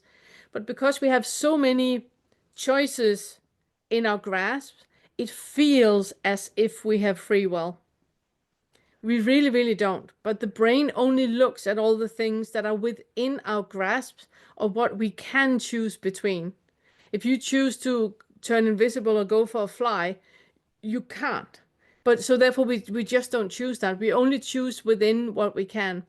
The interesting part is that what you choose to do is predictable. Partly with your psychology, that whatever you choose to do, for example, if you have had the same job your entire life and you were diligent and you were, or like you said, that you are super impatient, all of that is down to your personality, down to your psychology, which is basically just another way of saying neurochemistry and biochemistry and psychology and emotional maturity and all of that. It's just and endocrinology. It's just a mixture of that becomes into what we call a personality. But remove any of those and you're suddenly not George anymore. Remove your memory, let's say, and the person that you see yourself as who you are is gone. Remove your level of testosterone, boost you up with estrogen, and all of a sudden you will view the entire world as a woman, not as a man. Remove your food and water, and in a few, hours, you're going to start to hallucinate. So it's like removing any one of those that creates that homeostasis in the body, that equilibrium of me in the body, and I'm suddenly not me anymore. So it's a super, super fragile thing. The other thing is that whatever you decide to do can be seen by brain scans before you know that you're going to do it. I know all of that. Yes, Yeah. yes, I know all of that. Yep. I have all that knowledge. I know that they can predict sometimes as long as 7 seconds in advance. Yeah. No. But that knowledge is not really doing me any good. The question No. is, all that you're telling me, I know that. Yeah. Yeah. Yeah. So don't try to convince me, or I can convince you, because I already know that. Okay. Then I actually would you mind just taking a few minutes and ask into George's experience of the self? Yeah, well, that's the whole thing. Really what it comes down to, the difference between the conceptual and the experiential comes down to that investigation in the moment of what it actually feels like to be a self. What are we taking to be a self in this moment? Because it's not always the same. One of the illusions that we have of this consistent self is that we believe that it's the same thing all the time, but it's not. And so one of the ways that we want to do is to get used to noticing at any given moment which part of this self illusion is online right now, so that we can see through that one specifically. So have you had, like, what is your practice as far as meditation, inquiry, anything like that? Well, I do meditation. Mm-hmm. Unfortunately, not as frequently as I ought to. But then again, there's a question of I and ought, which I know is fictitious. Okay. Completely. So I do some meditation. The other thing I've been doing is I try to notice, like, I was thirsty. I got up to get a glass of water. Mm-hmm. And I noticed, wait a second, did I choose to get up for a glass of water or no? There was thirst here. So that I noticed that the impulse preceded the action. Yeah.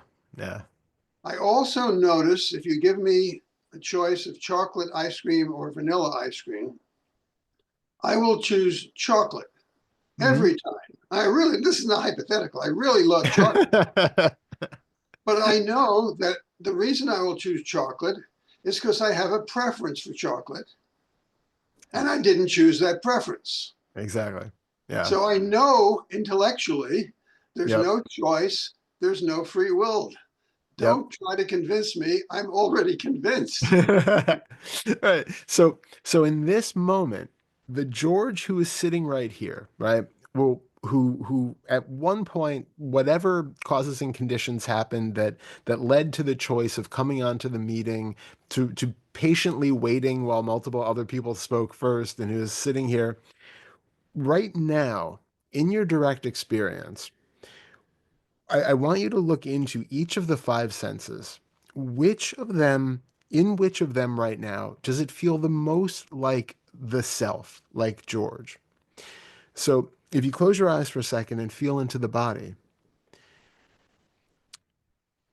is there something particularly strong about something in the visual, or excuse me, in the physical sense right now that feels identified? Is it because you feel the weight of a physical body sitting in a chair? Does it have something to do with this somewhat nebulous life force that we talk about, this kind of feeling of energy that's maybe a little hard to pinpoint, but just feels like it's buzzing and alive? I think it's that. I think it's this nebulous life force. Like, I know that I am. I know that I exist. There's something here. Yep. And I identify that something with the George. Mm. Or And maybe I should say I misidentify. I was going to say that's an interesting leap, right? And that's what we're doing when we look at this is right now, if you close your eyes, you can feel that sense of what we're calling, at least now, a life force, a sense of being alive. Yes. But what characteristic does that have that gives you any indication that it is connected to a personality or a past history or even the physical form of a body that you believe looks like George? Don't know. Can you find any link in your direct experience to that being those other aspects of what you normally take to be yourself? One moment. Let me look. Sure, please do.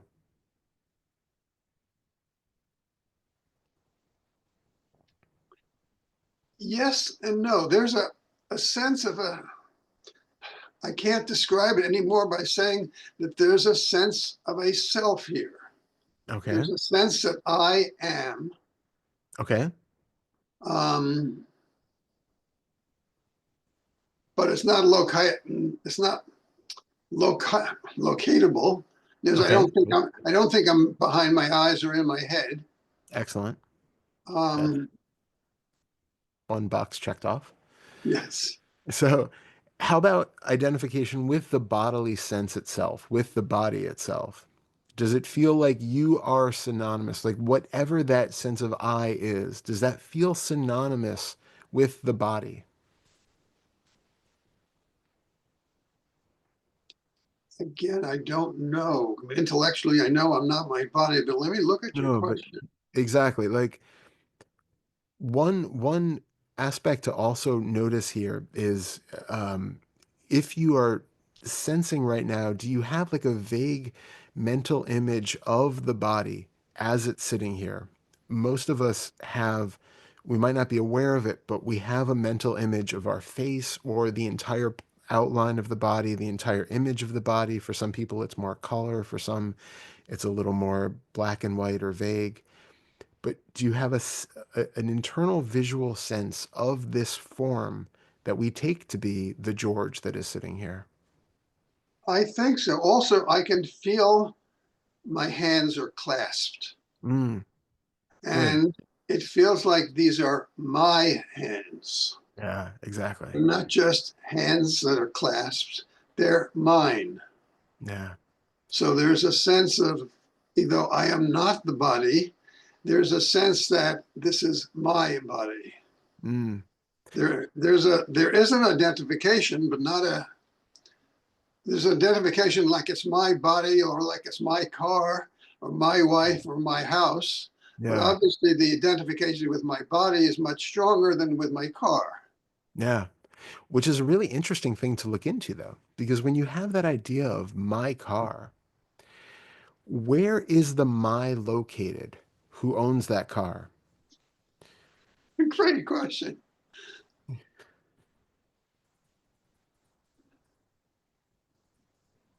So here's an answer. Right now, I mean, my car's in the garage, not too far away. Right now, I can picture that car, and there's an emotional attachment to it. It's like, oh, yes, that's my car. In the garage is also my wife's car, and I don't have the same attachment to that. That's her car. Interesting, isn't it? So that there is this emotional attachment. Better example is my house. Yeah. I mean, I have a real sense that this is my house. Yeah. I mentioned it to my wife, and she said, "Well, it's also my house." And she's right. I mean, she's right. It is our house. I'm just describing my mental attachment. This is my house. Yeah. So I don't know. I have these attachments, but I don't know what else to do with this. Yeah, I get that. So with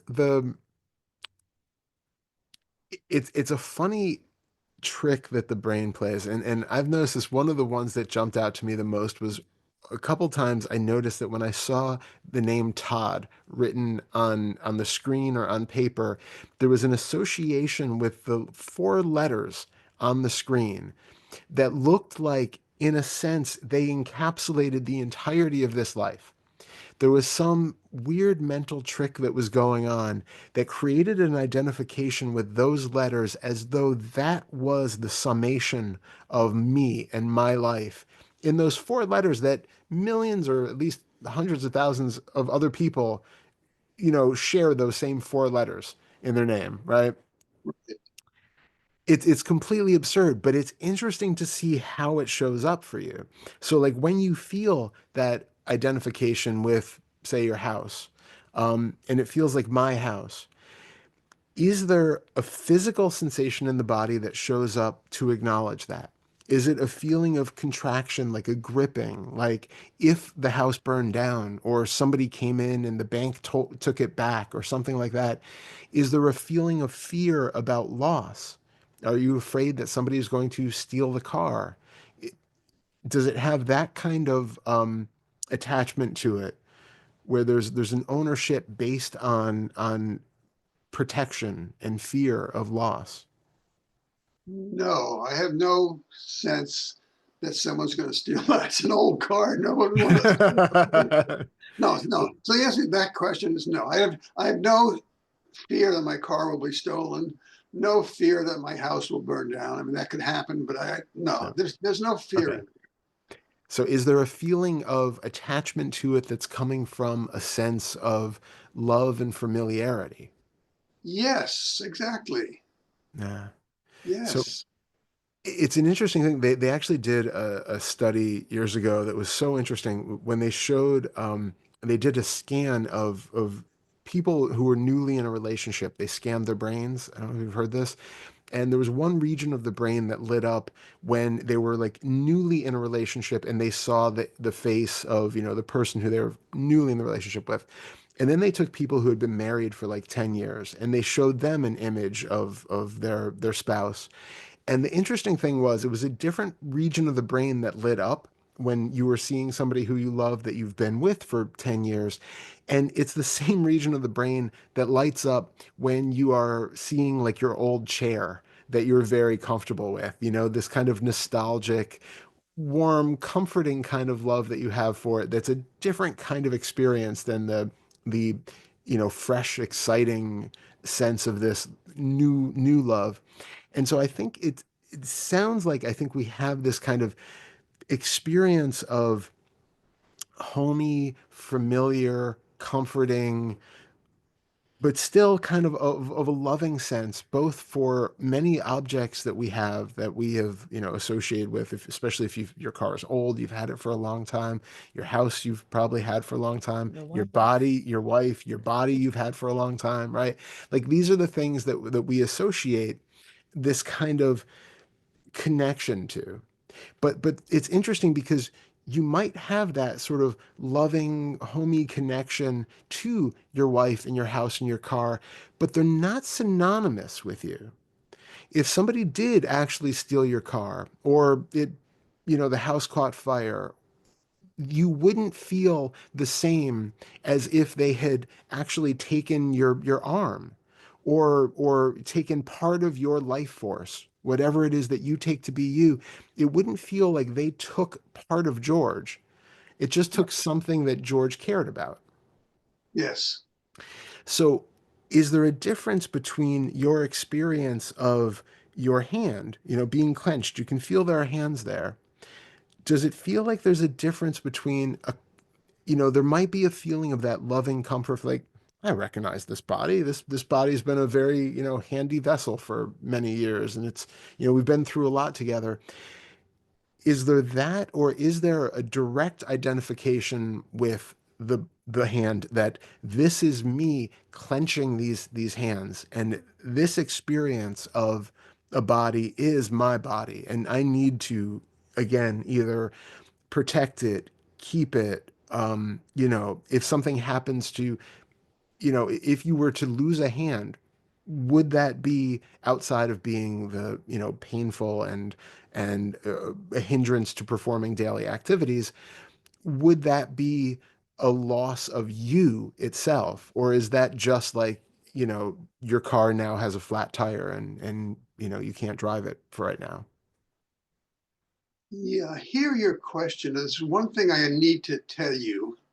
I was reading a book maybe 3 weeks ago where they really made the point that no separate self, they didn't use those words. They said there was no chooser, no doer. Yeah. And when I read that, I felt fear. Yeah. I don't feel that fear anymore.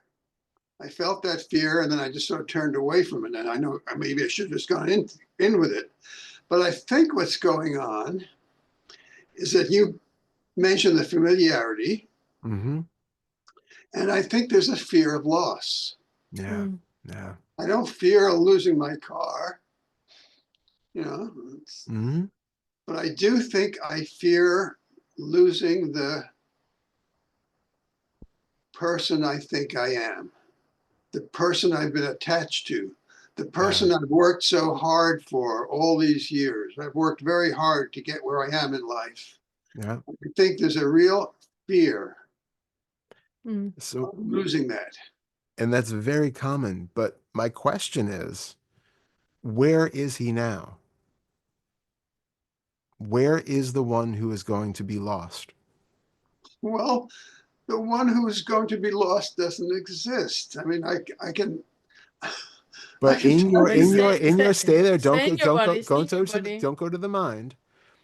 Keep in your direct experience in the five senses right now. Where is the one who is going to be lost?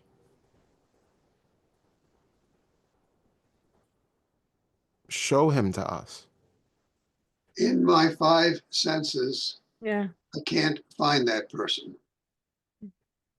I can't So- smell that person. I can't see that person. I can't taste that person. Hear that person. Doesn't exist in my five senses.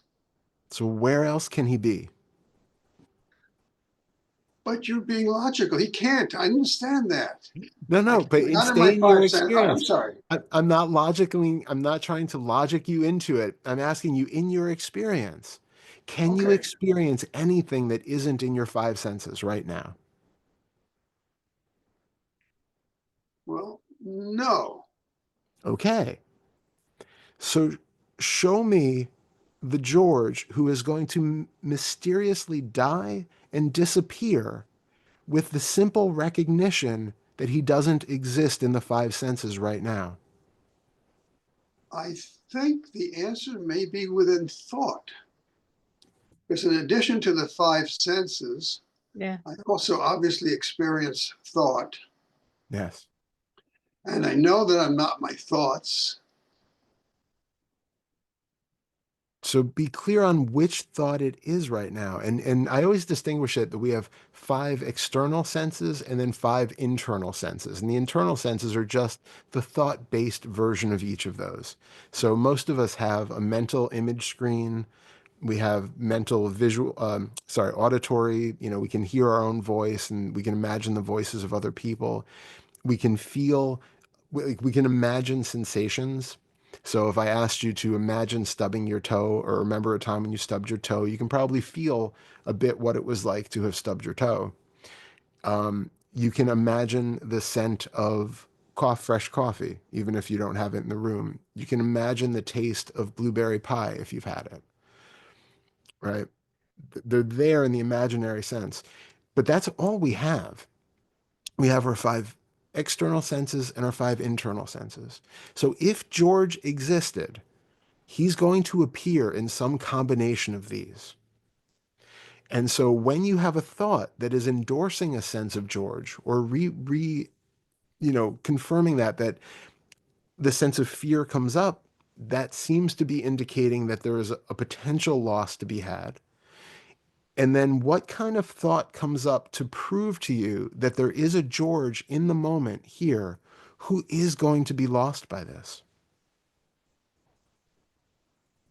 I can't find that thought. We started this conversation with the fact that I am impatient. Yes. Who is impatient? Yeah. Where does that impatience come from? Okay. So Yeah. there was a feeling of impatience.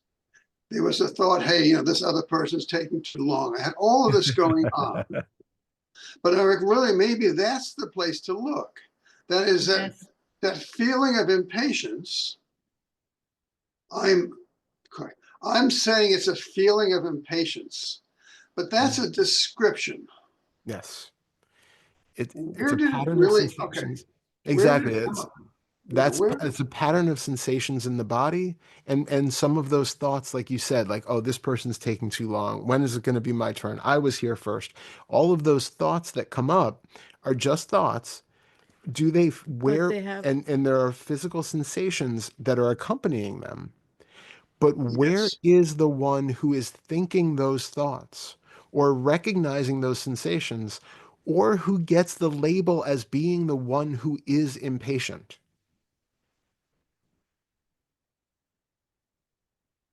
Um,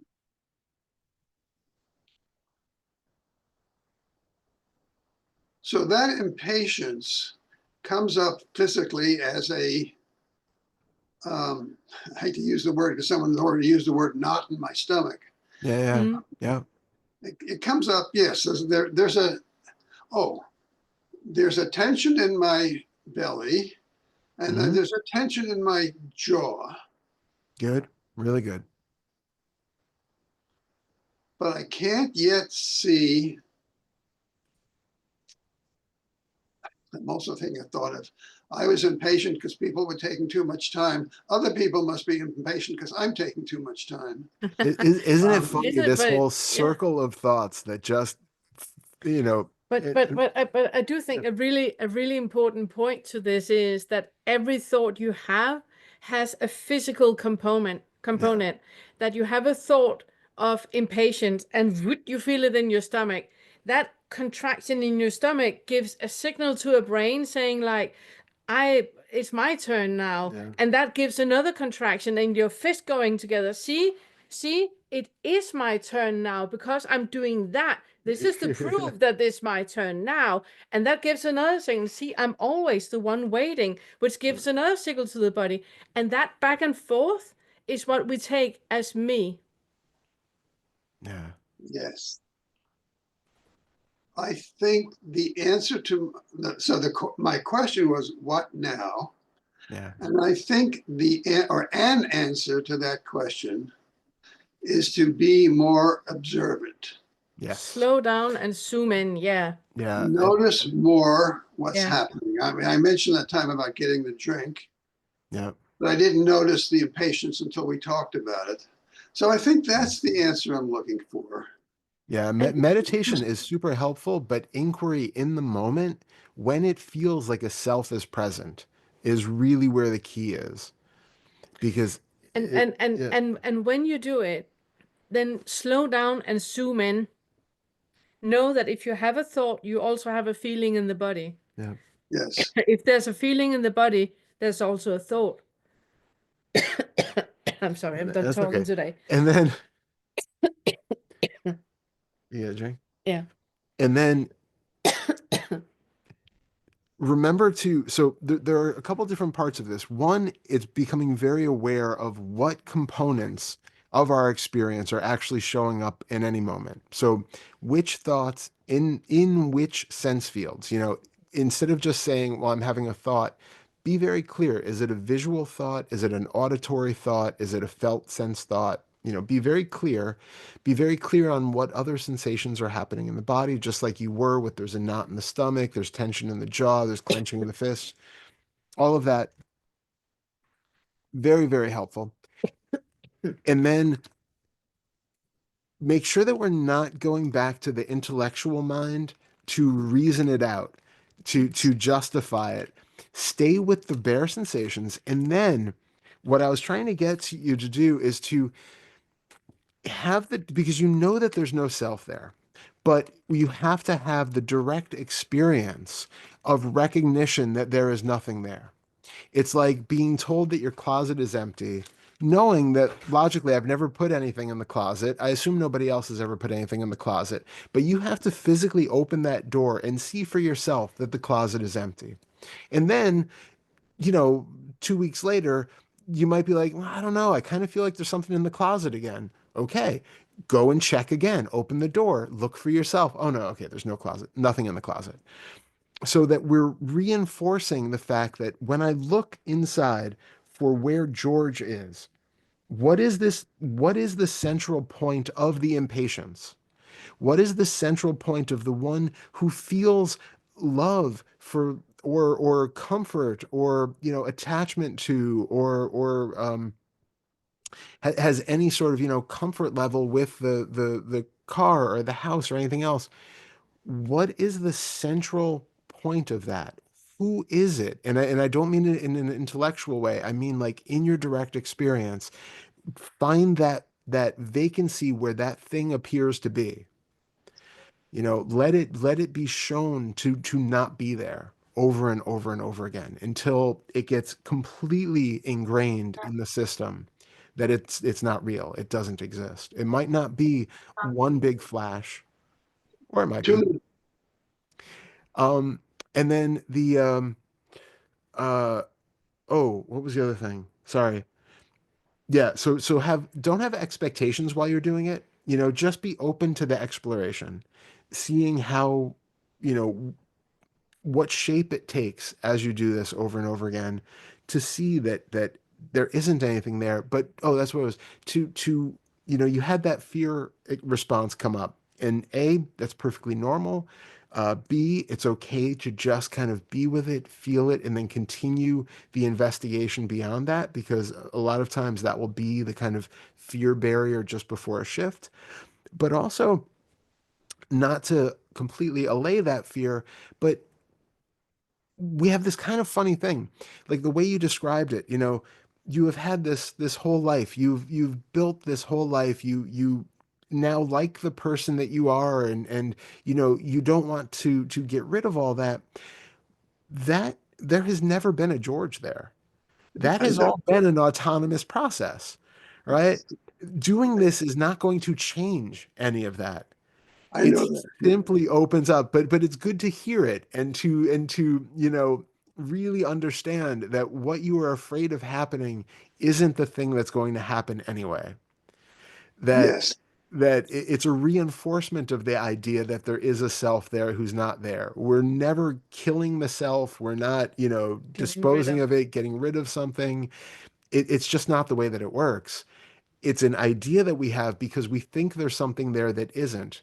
The house still stays, the car still stays, your relationship still stays, everything still stays. The being impatient probably still going to stay. Like the habit patterns and the personality doesn't change immediately. Maybe the more we work with 4 and 5, things like that, impatience can change and those things. But But just seeing through the self does not get rid of whatever it is that you think has been doing all of that, because it's not there. It's just smoke and mirrors. It's the wizard behind the curtain. You know, there is no great and powerful Oz. Okay, great. Thank All you very right. much. I really Thank appreciate you. it. Thank you so much. Good luck with it. Thank you. Yeah, and I would like to know how you get by. Yeah, You know, absolutely. how you Yep. get on with it. Come back and keep us Okay. posted. Yeah, I will yeah. let you know. Okay, thank you. All right. Yeah. Good luck. Thank you so much. Bye. It's super inspirational to hear other people's experiences like that. Yeah. We have Olina. Olina. Do you have time? You have Yeah, said yeah, I'm something. okay. Good. I'm okay. I do really need to pee though. Okay. Do you mind if I just hello, Arlena? I will be right back in like a minute and a half. So everybody can run and pee now. Yes. Yeah, that's right. That's what I've gone up twice since I started. Yeah, and I know we're running over time, and It's fine. It's fine. what we have already covered, what you've already covered, has been just so rich. I have to listen to it again. That last discussion was just so pertinent. I couldn't take notes fast enough. The previous discussion about the autism brought me a really sadness, because I realize now that that was probably what was going on with my younger sister, because she was always so overwhelmed with the slightest noise. Noise would just drive her nuts. She did a funny thing one time. The dogs next door would always bark, and one day she just went over and let them out. She just opened the gate and let them go.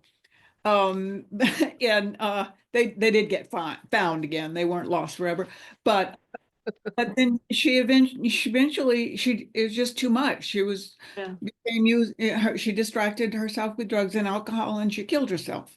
Yeah. And that's how serious that her oversensitivity must have been. I had no idea about.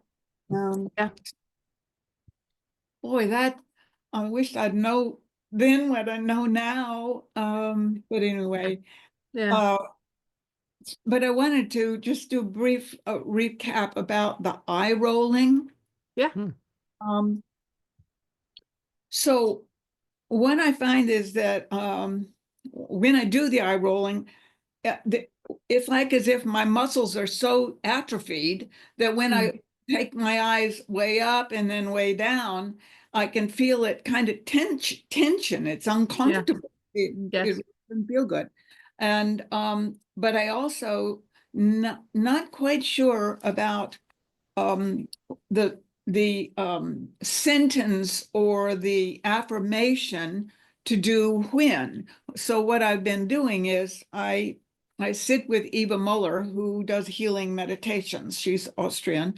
And so when I'm listening to her healing meditations, I'm just saying the sentences that she's saying in my head and doing the eye rolling. And I don't have any particular relationship to that as an issue in the moment, but all of it is applicable.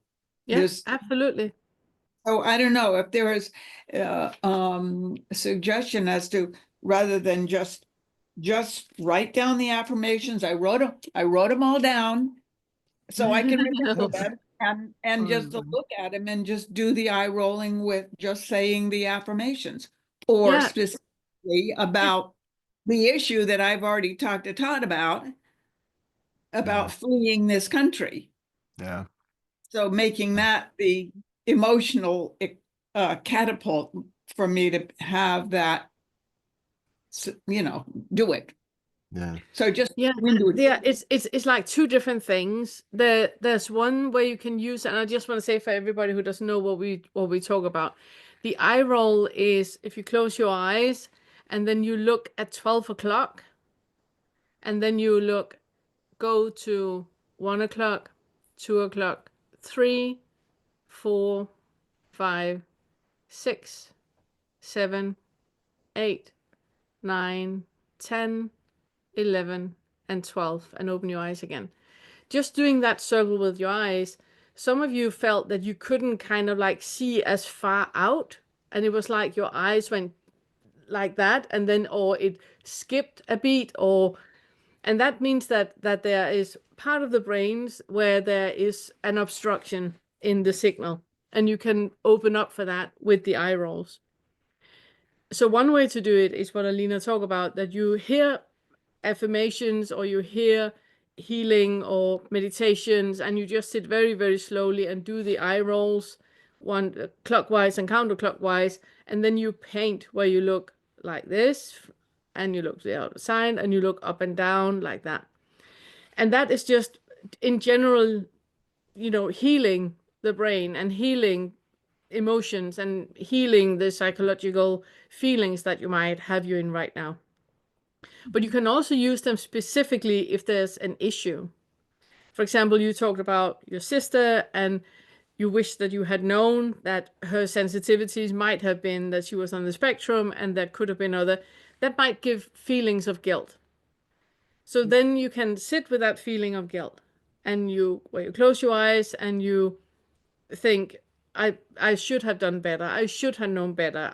Where you give that feeling of guilt a voice and do the circles. And if you hit a point where it's almost impossible to have, let's see, a 3, you keep looking very, very slowly between 2 and 4 until you can feel that a sigh happens or a shake happens or, you know, a release happens, and then you slowly move on. And then you will feel, when you open your eyes again, that feeling of guilt is not that strong anymore. It had kind of loosened its grip on you. So you can also use the eye circles for that. If there's a specific topic, like we talked about, fleeing the country, that you have this feeling of upset and this feeling of discomfort with what is happening right now. You close your eyes and then you notice what is actually happening right now in your living room, not your thoughts about the future or the past or what anybody you have read said, but in your direct experience right now, what is actually happening. And then you evoke that feeling of feeling unsafe. I feel unsafe. And then you do the eye circles, and if there's a spot where you need to stay, you stay with that. And after that, you have done clockwise, counterclockwise, painted side to side and up and down. Then you will feel that you have a sigh, or you have a shake, or you have a cry, or you have a roar, or something where you express what is happening. Because a lot of times when we have reactions, it's rarely about now. It's usually something that is bottled up in us. And what is happening now is just a metaphor for something that needs to be experienced and expressed. And that is what we use the eye circles for. Right. That answers my question. Thank you very much. Wonderful. And I'm starting to have visual auras preparation for a migraine. So I need to go and get some medicine. You do. Yeah. And breathe. And so, which means that when you start to have that now, your no was a long time ago. You have walked past your no, probably afraid of missing out or missing something important, and you really wanted to ask your question, so you've been sitting and waiting, or your no was a long time ago. You have this recording afterwards. You can listen whenever you want to. A no is okay. Thank you. Thank you very much. Okay, much love. Much love. Thank Bye. Okay. I think that was it. I think we got everybody. Oh, hi, Daryl. Hello. Hello, Daryl. Glad you could make it. A famous face. Yes. I don't know if you guys have seen it, but Todd, he made a short on his channel today that I really can recommend you to go and check out. It's one of those, he has this talent of saying some super, super profound things in 2 minutes. I can warmly recommend you to hear it and take the message in it and meditate on it, and because that alone can dissolve a lot of identification that you might have. So Unfettered Mindfulness channel, make sure that you subscribe and watch the video. It's it's a short. It's a short. I forget what it's called.